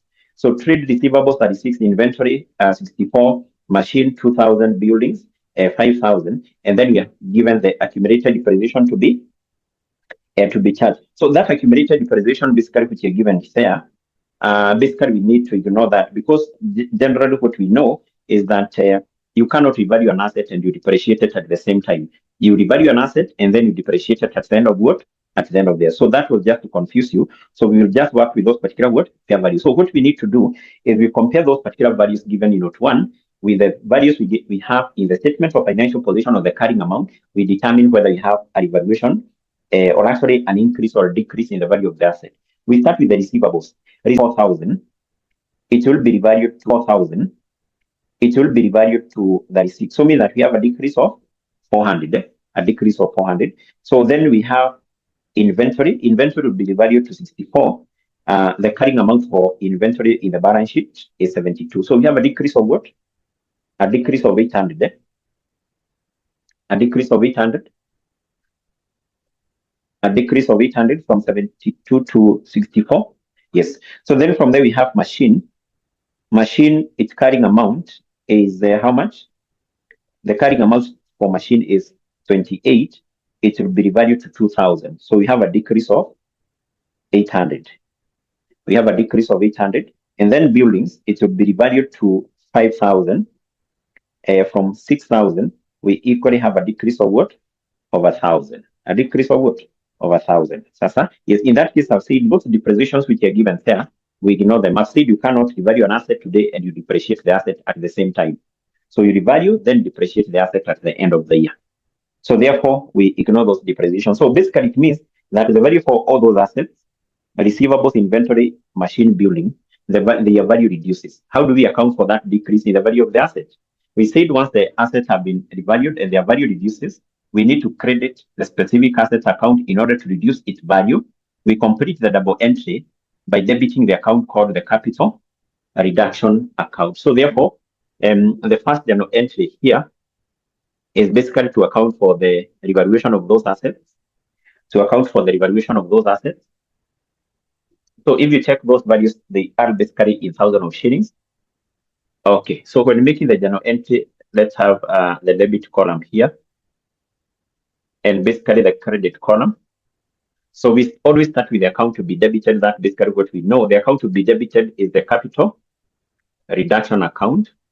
And this account will be debited with the total decrease, or actually with the decrease, the total decrease in value for all the assets. We have 400, 800, 800, and 1,000. That will give us a total decrease of how much? That should be 12, 2,000, 3,000. Are you getting a total decrease in the value of assets to be 3,000? To be 3,000. We try to hurry because of time, yes. So then we debit that account, capital reduction account, and then we credit a number of assets. Which account are we crediting? First of all, we credit the receivables account. The receivables account is an amount of 400. We also credit the inventory account. The inventories account is an amount of 800. We credit the machinery account with an amount of 800. We also credit the buildings account. The buildings account with an amount of what? With an amount of 1,000. With an amount of what? Of 1,000. And then in this case, we said, make sure you give a brief narration. The narration will be being a revaluation of assets. Being a revaluation of who? Of assets. Being a revaluation of assets. So we have accounted for the revaluation of assets. Let's move to note number 2. In note number 2, we are told its ordinary share is to be redesignated as a share of 2.5. And then you're told the ordinary shareholders are to accept a reduction in the nominal value of their shares from 10 shillings to 2.5. In addition, the shareholders are to subscribe for a new issue on the basis of 1 share for every 2 shares held at a price of 4. Now, 2 things there. Number 1, we need to account for the decrease in the value of the assets, because we are told the shareholders will accept a decrease in the value of the share from 10 shillings all the way to 2.5. In this case, what we need to account for here is the amount of share capital, which automatically was written off. So the amount of share capital written off, first of all, we determine the amount which was written off per share. If the company is reducing the par value of the share from 10 to 2.5, it basically means that part of the par value has been written off. The amount written off is that decrease. So the value of the share is reducing with how much? Is reducing from 10 to 2.5. The value of the share, therefore, is reducing with 7.5. We multiply that with the shares issued by this company. And in this case, I hope you can see that information deals, note number 2 deals with the ordinary shares. So we go back to the balance sheet of this company, specifically at the equity. That's where we get the shares issued. So how many shares were issued by this company? We take the equity share capital or the ordinary share capital, which is 20,000. Remember, these are not shares. This is the share capital. How do we get the number of shares? We divide that with the par value, which is still in the balance sheet at the equity. I hope you can see the word equity shares of shillings 10 par value. So therefore, the shares issued by this company are 2,000. We multiply that with 7.5. And that basically will give us what? That will give us what? Will that give us 15,000? 15,000, the amount of share capital which is written off. The amount of share capital which is written off. Yes. So how do we account for that? How do we account for this? Remember, we say, in case we want to reduce the share capital, remember share capital has a credit balance. So if we want to reduce this, we debit that account. We debit share capital. We complete the double entry using the capital reduction account. So therefore, in this case, we will debit the equity share capital account. Equity share capital account with the amount which was written off, 15,000. And then we complete the double entry by crediting the capital reduction account with the same amount of 15,000. The same amount of 15,000. What is our narration here? Our narration is being the share capital, which is written off. So what we have accounted for here is the share capital which is written off, being the share capital written off, being the share capital written off. So in the same point, number two, we are told, other than the company writing off the value of each share, we are told the existing shareholders of the company will subscribe. To subscribe is to buy. If you buy shares of the company, you pay for those shares. So in this case, we are told they have to subscribe, they have to buy a new or basically new shares on the basis of 1 share. So these are the new shares to be issued. New shares to be issued. And basically I've said that these are shares to be issued in cash. The existing shareholders will every 2 shares which are held. Now, how many ordinary shares are currently held from what you have done up here? How many shares are currently held by the existing shareholders? The shares currently held, yes, we have said are 2,000. So these are the shares which are currently held. So we just cross multiply, then we divide, so that we determine how many shares are currently held. Sorry, how many shares will be issued, not held. So the shares to be issued will be 1 times 2,000 divided by 2, and basically this will give us 1,000 shares. 1,000 shares, and then we are told each share will be issued at 4 bob. Each share will be issued at an amount of 4 shillings. So meaning that the amount of money the company receives here would be 4,000. So how do we account for this particular amount received by the company? How do we account for that amount received? Number one, because this money was received, the shareholders paid for that money, we debit the bank account. Remember this money received, we debit bank, and then the company issued shares. So we credit the equity share capital account. Remember, the amount credited to be credited in this account always has to be based on the par value. Now, what is the new par value per share? What is the new par value per share here? What is the new par value per share? The new par value per share, Ningapi. The new par value per share is 2.5. So therefore, the amount to be credited in this account will be based on the par value 2.5 times the shares issued. The shares issued were 1,000. So the amount credited 2.5. Now, it automatically means that because the shares were issued at 4 bob, the shares were issued at a premium, at a share premium. We said whenever we are accounting for external reconstruction and shares have been issued at a share premium, that share premium is not taken to the share premium account, but rather we credit it in the capital reduction account. Sasa, yes, that amount we will not credit it in the share in which account? The capital reduction account. And automatically that should be the difference here. That should be the difference 15. So we give a brief narration being issue of additional shares, or maybe being issue of shares for cash. So we are done with that. Let's move to point number 3. We are told the existing preference shareholders are to be exchanged for a new issue of 6 million 15% preference shares of shillings 10 each and 800,000 ordinary shares of shillings 2.5. So it basically means that if we go back to the balance sheet of this company, specifically at the equity, you'll see this company had issued 12%, not 12%, rather 10% preference shares. So the preference shares issued by this company, they have a value of 8,000. So we are told company will be required to surrender them back to the company in exchange of what? In exchange of what? In exchange of 6 million. In exchange of 6 million. 6 million preference shares.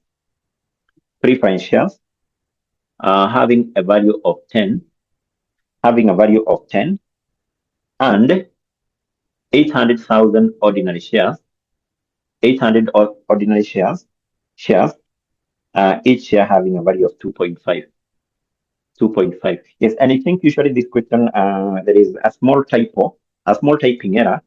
So this particular amount here, you see this amount here, 6 million. That's 6 million. That should be shillings, because you can see that these preference shares currently issued by the company, they have a value of 8 million. So automatically, once they are required to surrender them back to the company, they are required to surrender these shares back to the company.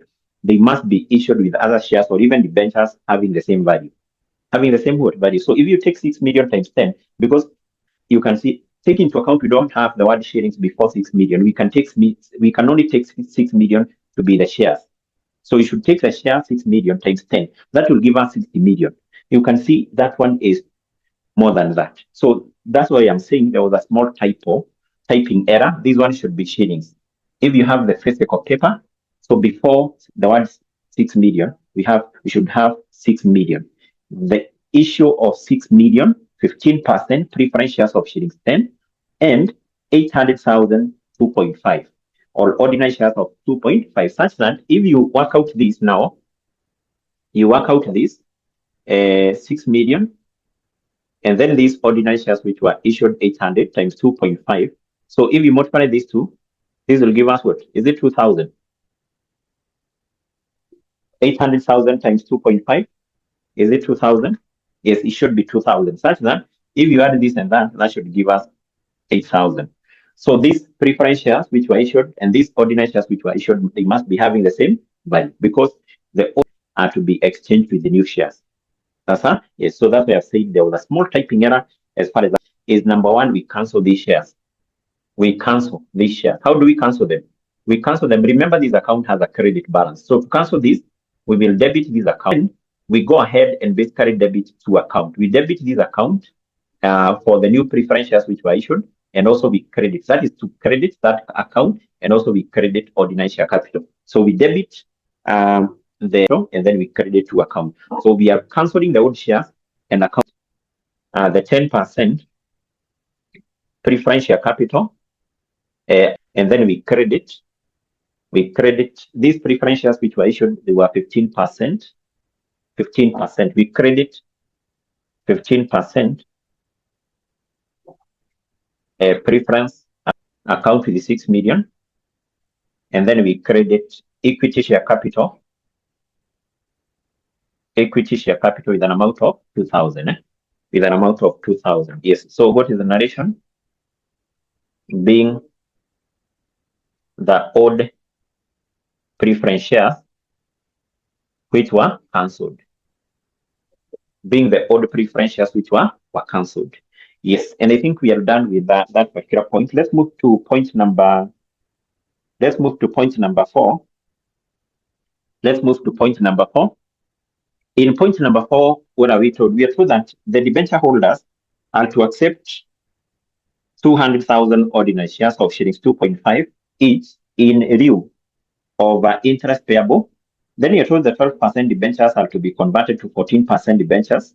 And then you're told a further shillings 2 million or 14% debentures of shillings 10 each are to be issued and taken up by the existing debenture holders at 90 shillings per debenture. So in that case, I think we have like 3 transactions we need to account for. Number 1, let's account for what we have in the first sentence. We are told the debenture holders are to accept 200,000 ordinary shares of shillings 2.5 in lieu of the interest payable. It basically means that the interest which was supposed to be paid to the debenture holders was in arrears. So instead of the debenture holders being paid that interest which was in arrears, they will accept. They will, instead of being paid that interest in cash, they will be issued with the ordinary share of the company as a form of a payment. So first of all, we need to determine how much was this interest, or how much was the interest in arrears. That one is in the balance sheet of the company below paragraph 1 and specifically under equity.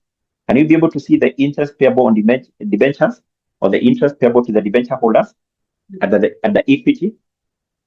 At the equity, yeah, that one should be 720, not 2,000. Should be 720. So basically, what we need to do, remember that is a liability. So being a liability, we are told this amount automatically will be paid. How will it be paid? It will be paid by the company issuing shares. So we need to first of all cross off this account. Because the liability has a credit balance, how do we cross that account? We debit that account. So the general entry number 5 is to debit that account. We debit the account called interest payable on debentures with an amount of how much? 720. And then the debenture holders here will be paid by being issued with the shares. So how many shares will be issued to the debenture holders? The debenture holders, in that case, we are told as per note number 4, they will be issued with 200,000 ordinary shares over 2.5. Of 2.5. Automatically, if you multiply these two, that one will give us 500,000. 500,000. So what happens, or what is the difference now here? You can see the amount which was to be paid 720, but the shares issued, they had a par value of 500. What happens to the difference? And remember, the amount to be debited has to be equal to the amount to be credited. Yes, the difference is a share premium Do we take it to the share premium account? No. So we have said any share premium, any shares which are issued at a premium, any share premium is taken to the capital reduction account. So the difference here, which is 220, is a share premium. But do we credit it in the share premium account? No. We credit it in the account called the capital reduction account. Capital reduction account. So we can say in the narration, being payment of accrued interest. Being payment of accrued interest. So still in the same point, we are basically done with that. Still in the same point, sentence 2, we are told that the 12% debentures are to be converted to 14% debentures, just like what we have done here. So what we need to do is we need to cross off the 12% debentures account. If you go back to the balance sheet of the company here, and the equity, you'll be able to see that our company had issued 12% debentures. 12% debentures. We are given their value. We know debentures is an liability. So this account should have a credit balance. So these debentures are to be exchanged, to be converted, that is, to 14% debentures. What does that mean? It basically means that we need to cross off that account by debiting it, and then we open another account called 14% debentures. So this account, we credit it with the same amount. So we debit the 12% debentures basically to cross off that account, and then we credit the 14% debentures account. So what is the value of these 12% debentures from the balance sheet of our company? The 12% debentures, they had a value of 6,000. So in other terms, we have converted the 12% debentures into 14% debentures. So narration, being conversion of 12% debentures into 14% debentures. Being conversion of debentures, or you can just put it like that. Remember that narration has no mark, but it's always good to give a narration of what you have accounted for. Sasa, yes. In the same point, we also have other debentures which were issued in cash. In the last sentence, a further shillings 2 million 14% debentures of shillings 100 are to be issued and taken up by the existing debenture holders at 90 bob. So these are new debentures to be issued. The 14% debentures, we are told having a value of 2 million, having a value of 2 million. But in this case, we are told their par value is 100, but basically they will be issued at a discount.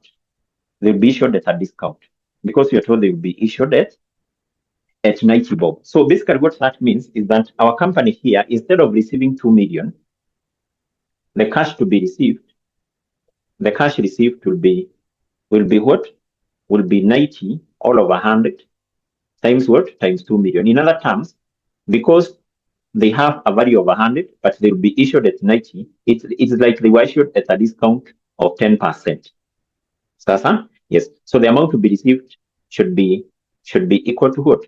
Should be equal to 90%. Because they were issued at a discount of 10, the company received 90% of 2 million, which is 1.8.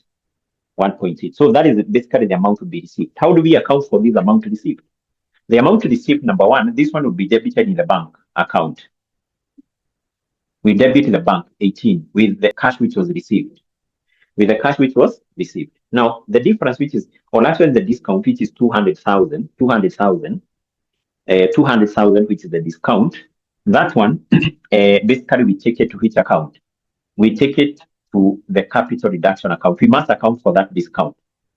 So that discount is 200,000.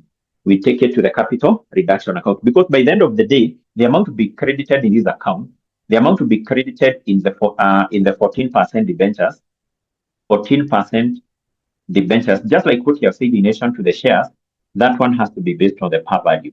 Remember, the par value is 100.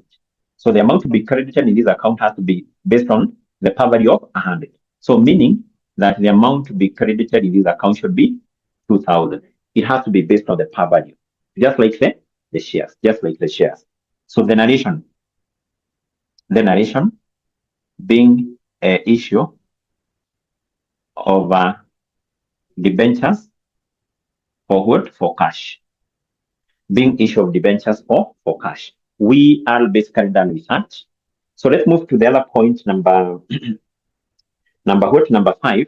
In note number 5, we are told shillings 800,000 of the loan from directors is cancelled, and then you're told the balance of the loan is to be settled by the issue of 200,000 shares of shillings 2.5. So first of all, can we go back to the balance sheet of this company? We check how much was the loan from the directors. The loan from directors, that has to be either below as a liability, basically. The loan from the directors is a liability. Yes, and I can see that that one is given together with the share capital. So the loan from directors is basically 2,000. So what we are told in note number, let's go back to note number 5. We are told 800,000 of this shillings 800,000 will be cancelled. First of all, let's account for this amount which was written off. Loan from directors. Loan from who? Directors. We debit that account with 800,000. So automatically the other entry will be in which account? Will be in the capital reduction. No, let's do this. This account basically 200,000 shares, 200,000 shares, each share having a value of 2.5. So if you multiply these 200 times that basically will give us 500. But you can see the amount which was to be times that basically will give us 500. But you can see the amount which was to be paid by the company through the issue of shares, Ningapi, the amount which was to be paid through the issue of shares was 1,200. It also means that these particular shares which were issued to the directors were issued at a premium. Is that the position? Are they issued at a premium? Yes, because you can see the amount which was to be paid was 12, but the par value of those shares is 500. So therefore, what will be the double entry for that? We will credit the equity share capital with the shares which were issued, which are 200 times 2.5. 2.5, basically that will give us 500.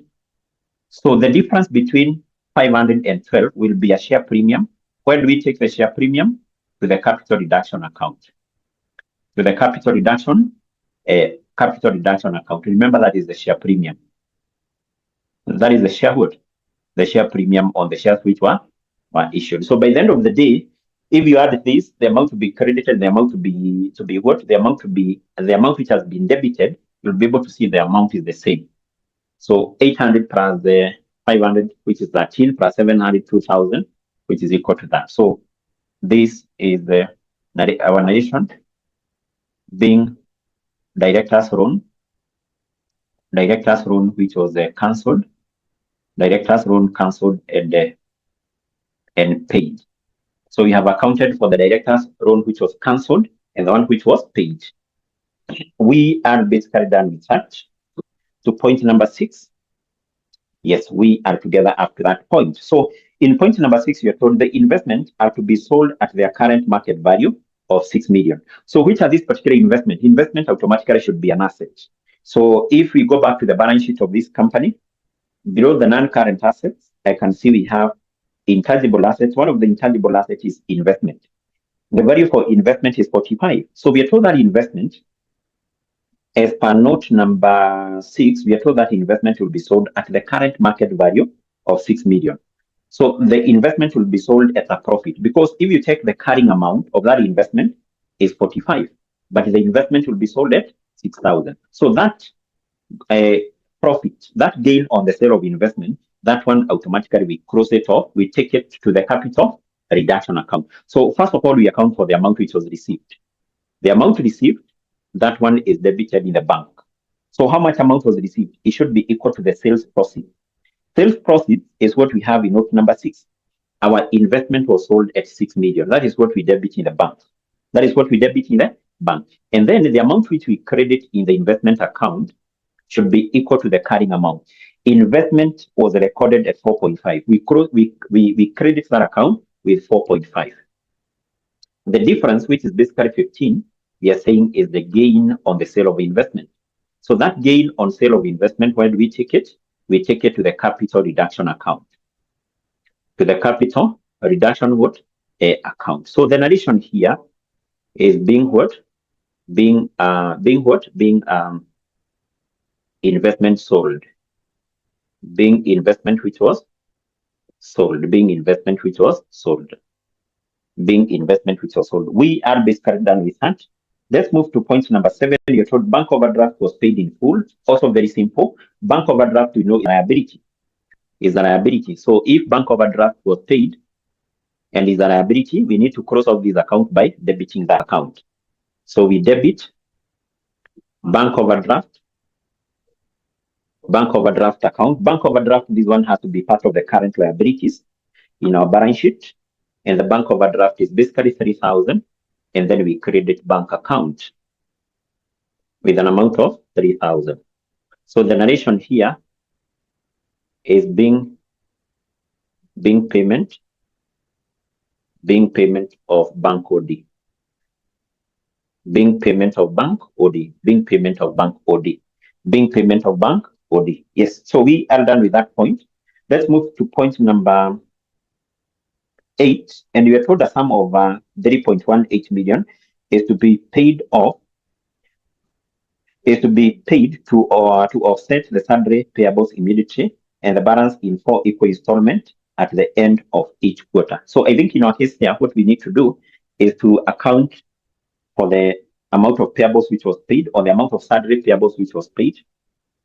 So that one is basically quite simple, because what you just need to do is to, once a liability has been paid, we debit the liability account. So we will debit the payables account, or actually the sundry payables, which is basically part of the current liabilities. Sundry payables with the amount which was paid as per note number 8, that 180, and then automatically we do what? We credit bank. I hope you can be able to see down there. That 180. That 180. That 180. Then we need to give a brief narration for that. We need to give a brief narration for that.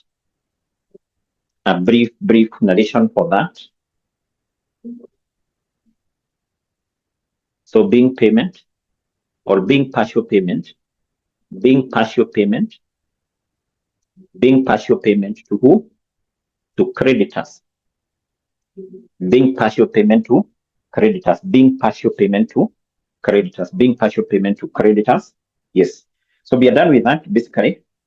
And then we are told the balance will be paid in 4 equal installments. Are we interested with the amount to be paid in the remaining amount to be paid? No, because if you check on what you're told in part B, we are required to prepare the balance sheet of this company immediately after effecting this. So not even after a quarter, not even after a day, immediately after the company effected this. So we are not interested with the amount to be paid in those quarters. Yes, we are not interested with that. Then number 9, we are told all intangible assets are to be eliminated. Being eliminated means that all the intangible assets will be written off. Will be written what? Will be written off. So I need to create some space here.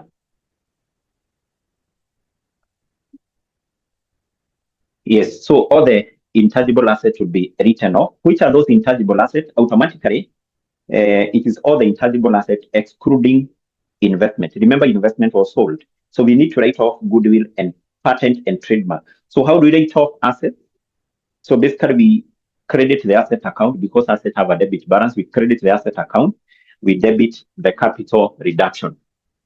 We debit the capital what? The capital reduction. So this should be journal entry number 12. We debit capital reduction account. Capital reduction account with the total value for the 2 assets.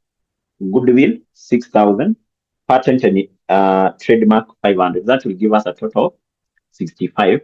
And then which account do we credit? We credit goodwill with an amount of 6,000. We credit patents and trademarks with an amount of what? With an amount of 500. Narration being intangible assets which were written off, or maybe which were eliminated. Being intangible assets which were written off, or being intangible assets which were eliminated. Yes. So we are done with that. Then note number 10, we are told it is estimated that under the new arrangement, yes, now that information which we have in note number 10, that one will be used in answering part C. Do we use that in making the journal entries? No. That one will be used in answering part C of the question. So we are basically done, but there is something here we must always remember to account for, even if that information is not provided by the examiner. Remember, this company is trying to clean its books of accounts. Whenever the company is doing internal reconstruction, the company has to write off any accumulated loss by the examiner. You must remember to account for that. You must write off the accumulated losses. So if you go back to the balance sheet of our company, specifically at the equity, you'll be able to see that the company had accumulated losses of 5.8. That accumulated losses has to be written off because the company cannot do internal restructuring and still the books of account remain with accumulated losses. That has to be written off. So how do we write off these accumulated losses?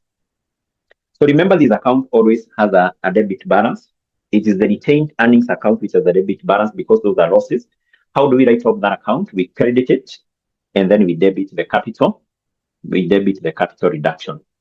We debit capital reduction account with accumulated losses of 58. And then we do what? We credit. We basically credit the accumulated losses account. Accumulated losses account with the 58. So what is the narration here? Narration is being accumulated losses. Being accumulated losses which were written off. Being accumulated losses which were written off. And I think in our case, basically we have done with preparing what was required. So in part A, that basically what was required. So by doing this, the marks are located here. Are basically what? Are basically 10. In most of the cases, you'll see that the marks allocated here is half for every correct entry, half. So it basically means that you needed like 10 items, not 10 other, 20 items, 20 correct entries here. And basically you get the 10 allocated what? 10 allocated marks. Now, if you can be able to recall the other question which we did in class, after this, the examiner basically was requiring us to prepare the capital reduction account. Even though it is not a requirement in this question, can we prepare the capital reduction account? Let's prepare the capital reduction account, even though it is not a requirement here. Even though it is not what? A requirement. So let's prepare that account. I want to create some space here. So, but basically we have to remember here, our capital reduction will be debited with a total of 3,000. Yes. So let me create some space here. So we prepare the capital reduction account. Capital reduction.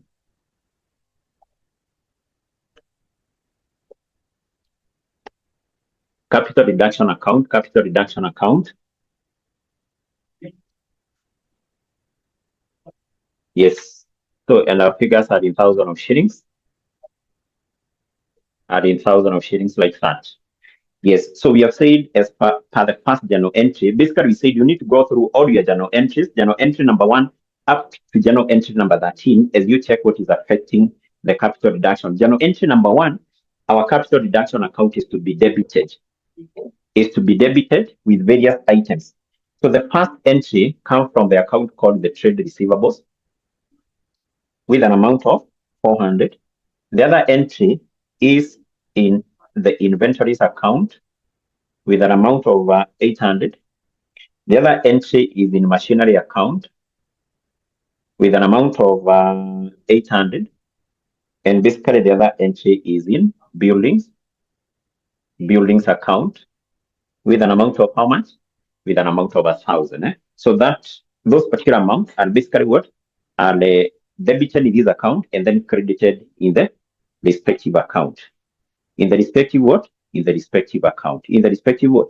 Account. Then we go to the journal entry number 2. We check whether the capital reduction account is affected. Yes, capital reduction account, you can see it's supposed to be credited. The other entry, so this account we credit this. So the other entry is in equity share capital account with this particular amount, 15,000. Journal entry number 3 is the capital reduction account affected. Yes, capital reduction account is to be credited with 15. So the other entry is in bank. Is in bank. That also affects capital reduction. Does this affect the capital reduction? No. Journal entry number 5 is the capital reduction being affected? Yes, capital reduction account is to be credited. The debit entry is in the interest payable. Payable on debentures, which is 220. So then this journal entry capital reduction is not affected. Here, capital reduction is to be debited. The other entry is this account is to be debited. The other entry is in 14% debentures with an amount of 200. I can do away with this basically.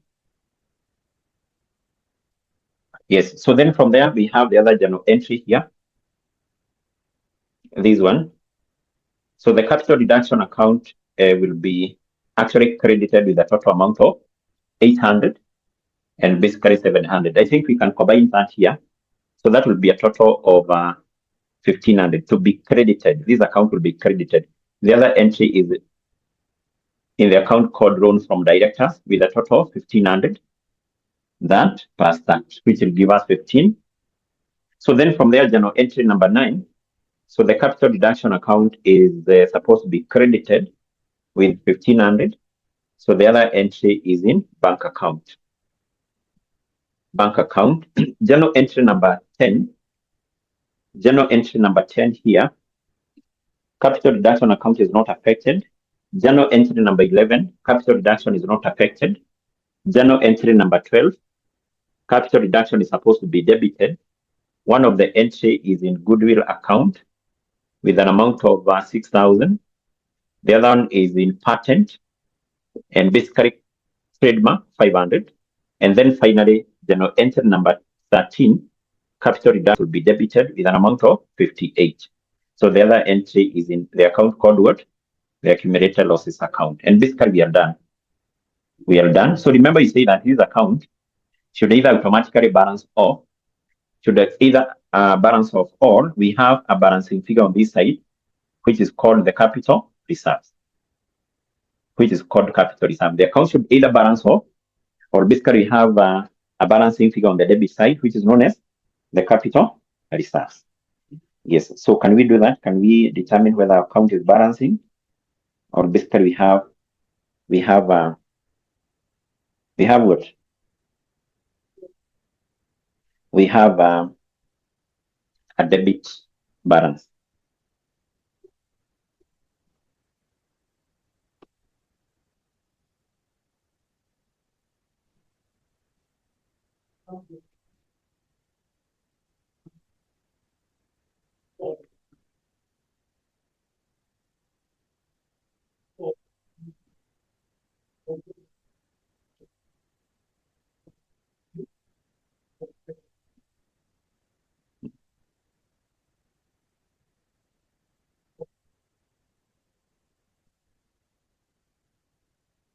That is basically what I'm getting on the credit.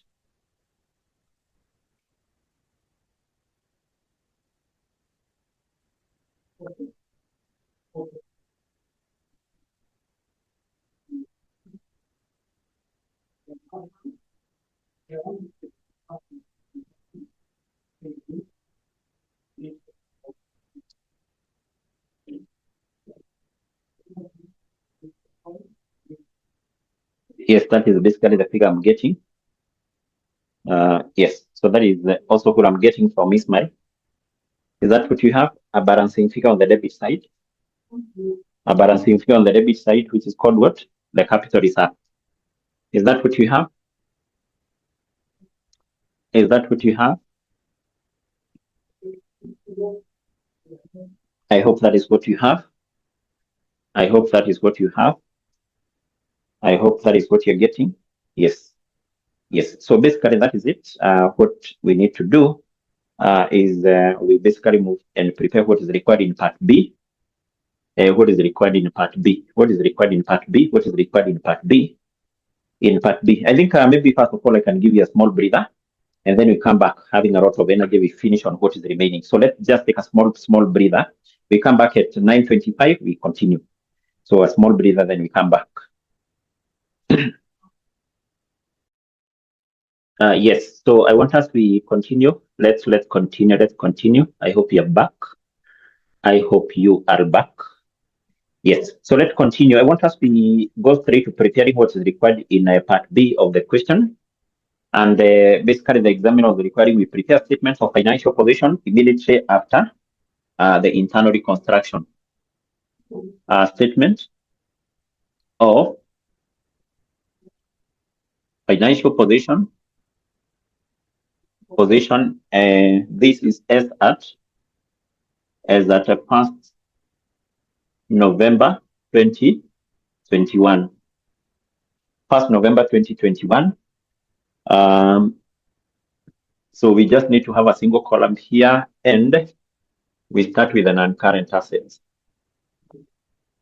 So the non-current assets, we start with basically what you need to do when preparing this, you should be guided by the original statement of financial position. In the original statement of financial position, we have land, buildings, machinery, intangible assets.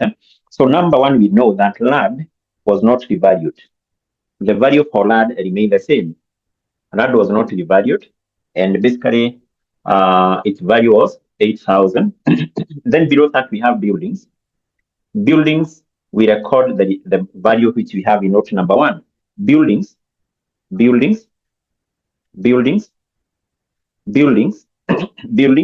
have, someone is asking, we go back to the general entries. Let's first of all we finish this one. Then maybe I'll see. So buildings was basically valued as per note number one, and basically the value for buildings is 5,000. Is 5 what?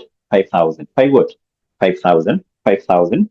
Yes. So then still in our statement of financial position, below buildings we have machinery.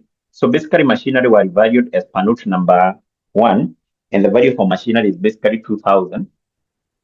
2,000. So then below machinery, I've said we are using the original statement of financial position. So below machinery, what do we have? Intangible asset. We know investment was sold.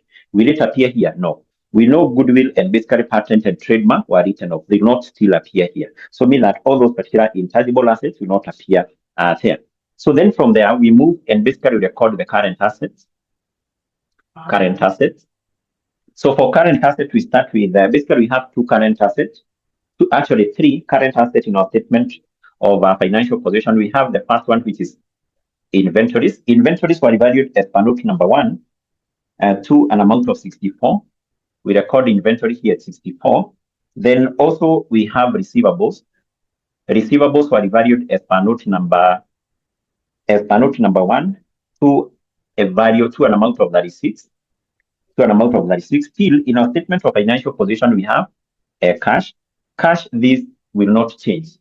Because all the other amounts which were received by the company, we have assumed they were received through bank, or any payment which was made by the company, we have assumed it was made through bank. Automatically here, we will have to prepare the bank account and basically determine what is the bank balance, because there is automatically money which remains in the bank balance. And actually, instead of preparing the account, we can have that working here directly, because we know what was received, what was paid.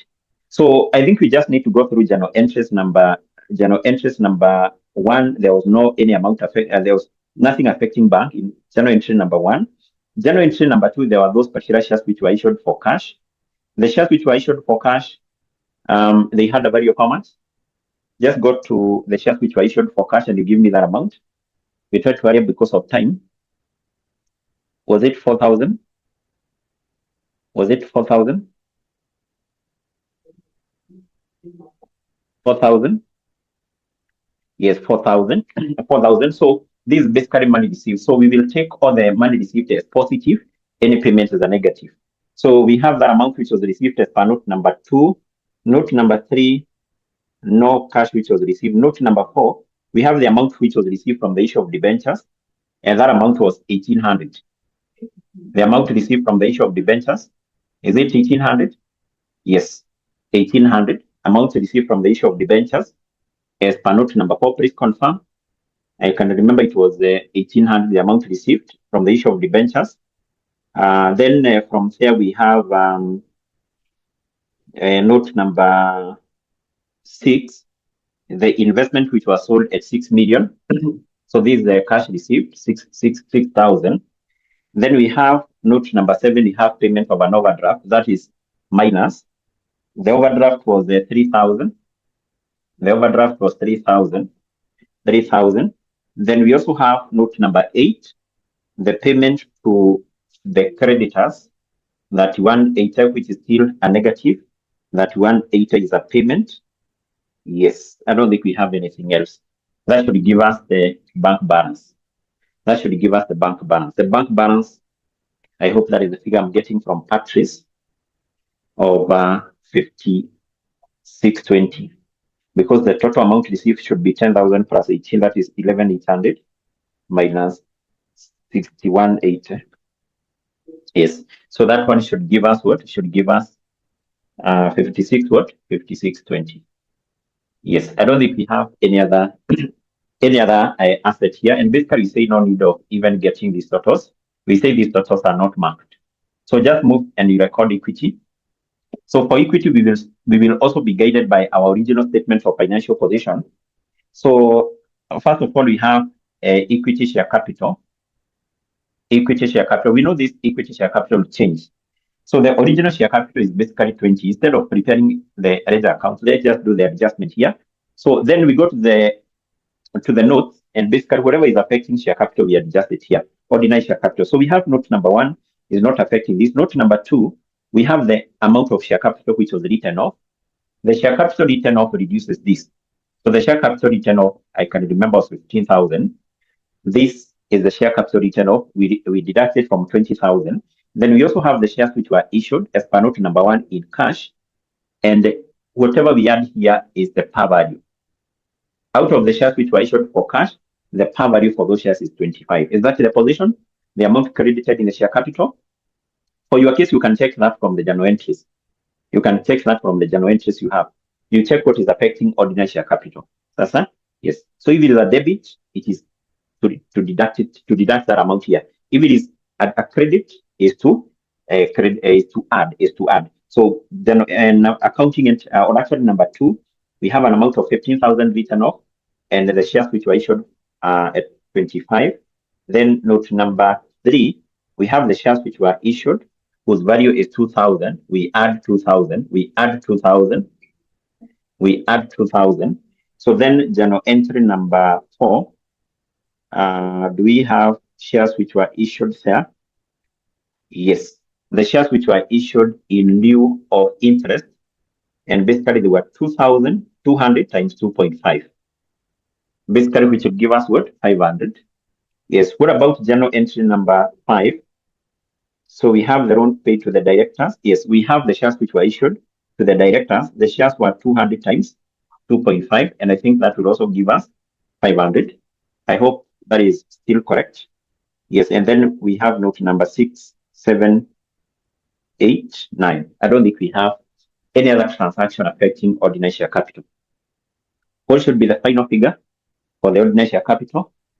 That should be 575, 45, 55. Is that the position? Yes. So this is 5,000, 75, 95, 10,000, 10,500. 10,500. Yes. So then from there we have this capital reserve. This capital reserve, we have it here as a component of reserve, capital reserve, which is basically an amount of 4220 capital reserves. Then we still go back to our original balance sheet and we check what else to be included here. We have 10% preference shares. Those 10% preference shares, I hope you can remember, they were cancelled as per the information we have in note number 3. They were exchanged with 15% preference shares. So here we will have 15% preference shares, or basically 15% preference share capital. So the preference shares, as per note number 3, basically will be having a value of 6 million. A value of 6 million. Value of 6 million. 15% preference shares. Yes. So then from there we go back to our original balance sheet. We have debentures. I think those debentures we can now classify them as non-current liabilities. As non-current liabilities. So then from there, still at the original balance sheet, we have interest payable on debentures. Will that appear here automatically? No, because I hope you can remember that amount was paid. The loan from directors will not appear here. It was part of it was written off, part of it was cancelled. The accumulated losses still will not appear here. So all those items will not appear here. So then from there, we can move and basically we record non-current liabilities. Now, for the non-current liabilities, we will have debentures, but equally, you can also be able to recall those debentures, 12% debentures in our original balance sheet. As per note number 4, they were converted to 14% debentures. Now we have 14% debentures. So the value for 14% debentures, one, this 12% debentures, they were converted into 14% debentures. So what was the value of those 12% debentures? The value for 12% debentures is how much? Is basically 6,000.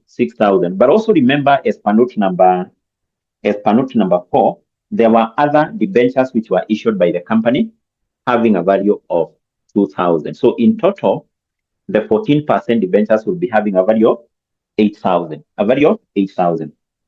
The ones which were issued in exchange of the old debentures and the ones which were issued for cash. Sasa, yes. So then from there, do we have any other non-current liability which will appear here? Any other non-current liability which will appear here? I don't think so. Finally, I think what we have now are the current liabilities. Current liabilities. So in that statement of financial position which we have here, we have bank overdraft. Automatically, that will not appear here because it was paid. Then we have sundry payables. Sundry payables was supposed to be paid 51.80, but remember there was part of the amount which was paid to them as per note number 8. They were paid 31.80. So the amount which they were to be paid, or the balance was how much? Was 2,000. Was 2,000. I think basically that's what we have. I don't think we have anything else. Yes. And automatically, once you balance out your statement of financial position, should balance, but no need of getting those totals. No need of getting the totals. Which basically will be marked are these entries. These are the entries which are marked. These are the entries which will give you the marks. These entries there, not the totals there. These are the entries. The entries which are marked. Basically, the marks allocated there were 8. Now, I want us to finalize with the last part. Let's do the last part of the question. This is a very good question on internal reconstruction, a very good one, because you can see that it has so many entries, or basically so many items being tested in that particular question. So it's a very good question on internal reconstruction. So let's do the last part of the question. And basically what we are required to do is we prepare a statement showing how the anticipated profit will be distributed among the various providers of capital. In other terms, you can just refer to this as the distribution statement. Statement. So these are statements to show how the anticipated profit will be distributed among the shareholders. So I said the information which we have in note number 10 is what we're going to use in answering this part, together with some of the information which we have here. Can we go to note number 10? We see what we are told. We are told that it is estimated that under the new arrangement, the net profit before interest and tax will be 5 million shillings, 5 million per annum. There will be no tax liability relating to the company for the next 5 years. So basically, we are required to show how that profit will be distributed to the various providers of capital. So whatever you have there in note number 10 is basically profit before interest and tax. The profit before interest and what? And tax. How much is that? It is basically 5 million. 5 what? 5 million. So the first thing we need to do to this profit, because it is a profit before interest and tax, the first thing we need to less is the interest. Remember, this is the interest, or basically the finance cost. The interest or the finance cost to be paid to the providers of capital. So what we need to do is basically to go back to the balance sheet of our company, specifically under the non-current liabilities, and we see who are the providers of the non-current liabilities. These are the providers of capital who should be paid interest. So the company has got issued 14% debentures. So how much interest will be paid to these debenture holders? They'll be paid an interest or a finance cost equal to 14% times the value of those debentures, 8,000. So this will give us how much? This will give us an amount of 1120. So then from there, we will get the profit before tax. The profit before tax. So how much will be our profit before tax? 5,000 minus 1120. It will be 3880. 3880. So that is the profit before tax. Then what you're told in note number 10 is that this company will not pay tax in the next 5 years. So no tax will be paid. So meaning here, we don't have income. We don't have what? We don't have income tax expense. So the income tax expense will be nil. So meaning that the profit for the year, will be this, will be that amount. But basically what we know is that this profit for the year, and that is something we came across in the topic of EPS. So this is now what the company is in terms of paying dividends. Sasa, this is what the company is in terms of paying what? Dividends. We also know that if a company has issued ordinary shares and basically the preference shares, the ordinary shares and preference shares, we know from what you did in company law that the preference shareholders should be paid dividends first. Is that what we know? That the preference shareholder should be paid dividend first before the ordinary shareholder. That's basically what we know. So therefore, what we need to do here is basically to raise the preference dividends. The preference dividend will be 15% of the amount of preference share capital, which is 6,000. 6,000. So that will give us a preference dividend of how much? Preference dividend of how much? 15% of 6,000. Yes, that will give us 900. 900. So we less it from that value.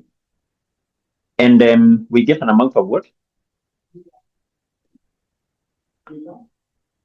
We get an amount of 29.80. Now, this 29.80, remember, in the topic of earnings per share, we were referring to this as PATOS. This is now what we refer as the PATOS. This is the profit which is attributable. The profit attributable to whom? To ordinary shareholders. So this is the profit attributable to ordinary shareholders. So the company will use that to pay dividend to who? To the preference, not to the preference, rather to the ordinary shareholders. And basically that's what was required in Roman 2. Basically not Roman 2, but part C of the question, the distribution statement to show how that particular anticipated profit will be what? Will be distributed out of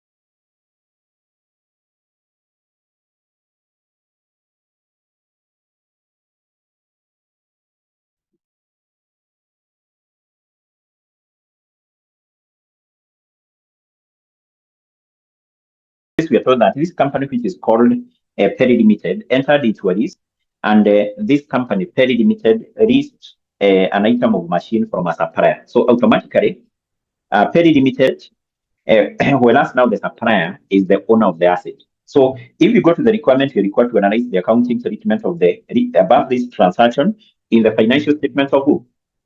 Of how Perry Limited, who is the lessee, was supposed to account for this particular risk. And remember what we said is that once a company leases an asset, so that company should recognize two items: the lease liability, the right of use asset. But remember, we also talked about two exceptions in relation to that. You may come across that theory question whereby you are asked to give two circumstances, two instances whereby the lessee will not be required to recognize the lease liability and also the right of use what asset. So we talked about two circumstances. Number one, we talked about a short-term lease. If you lease an asset for a short period of time, a period which is less than 1 year, you are not required to recognize the lease liability and the right of use asset. Number one is therefore where the lease is a short-term lease. Number two is whereby the lease asset is of a low value.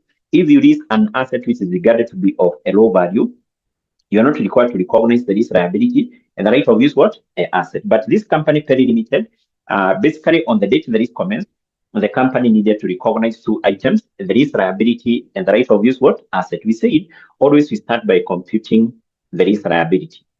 We start by computing the lease liability, and basically we compute this on the date when the lease commenced. In other terms, we compute this on the inception date of the lease. So if you go back to the information we have in the first paragraph, the first sentence, this lease was entered into on 1st of December. 1st of December, company Perry Limited lease liability. How do we compute this lease liability? We say that this one is equal to the present value of the minimum lease rentals not paid at the inception date. Not paid at the inception date of the lease. Inception date of the lease. Not paid at the inception date of the lease. So we discount those which were not paid at the inception date. So basically, if we go back to the information still which we have in paragraph 1, we are told that this company leased an item of machine for a period of how many years? For a period of how many years? Are we given? Yes, for a period of 4 years. I hope you can see that in the first sentence. So this therefore is the lease for how many years? Is the lease for 4 years. Year 1, year 2, year 3, year what? Year 4. So how are the minimum lease rentals payable? As per the information we have in sentence number 2, we are told the terms of the lease were that Perry Limited was required to pay annual lease rentals or annual rentals of 1.55 million in arrears. In arrears means what? At the start or basically at the start or at the end of the year. Who can tell us? In arrears means what? At the start or at the end? At the start or basically at the end? Yes.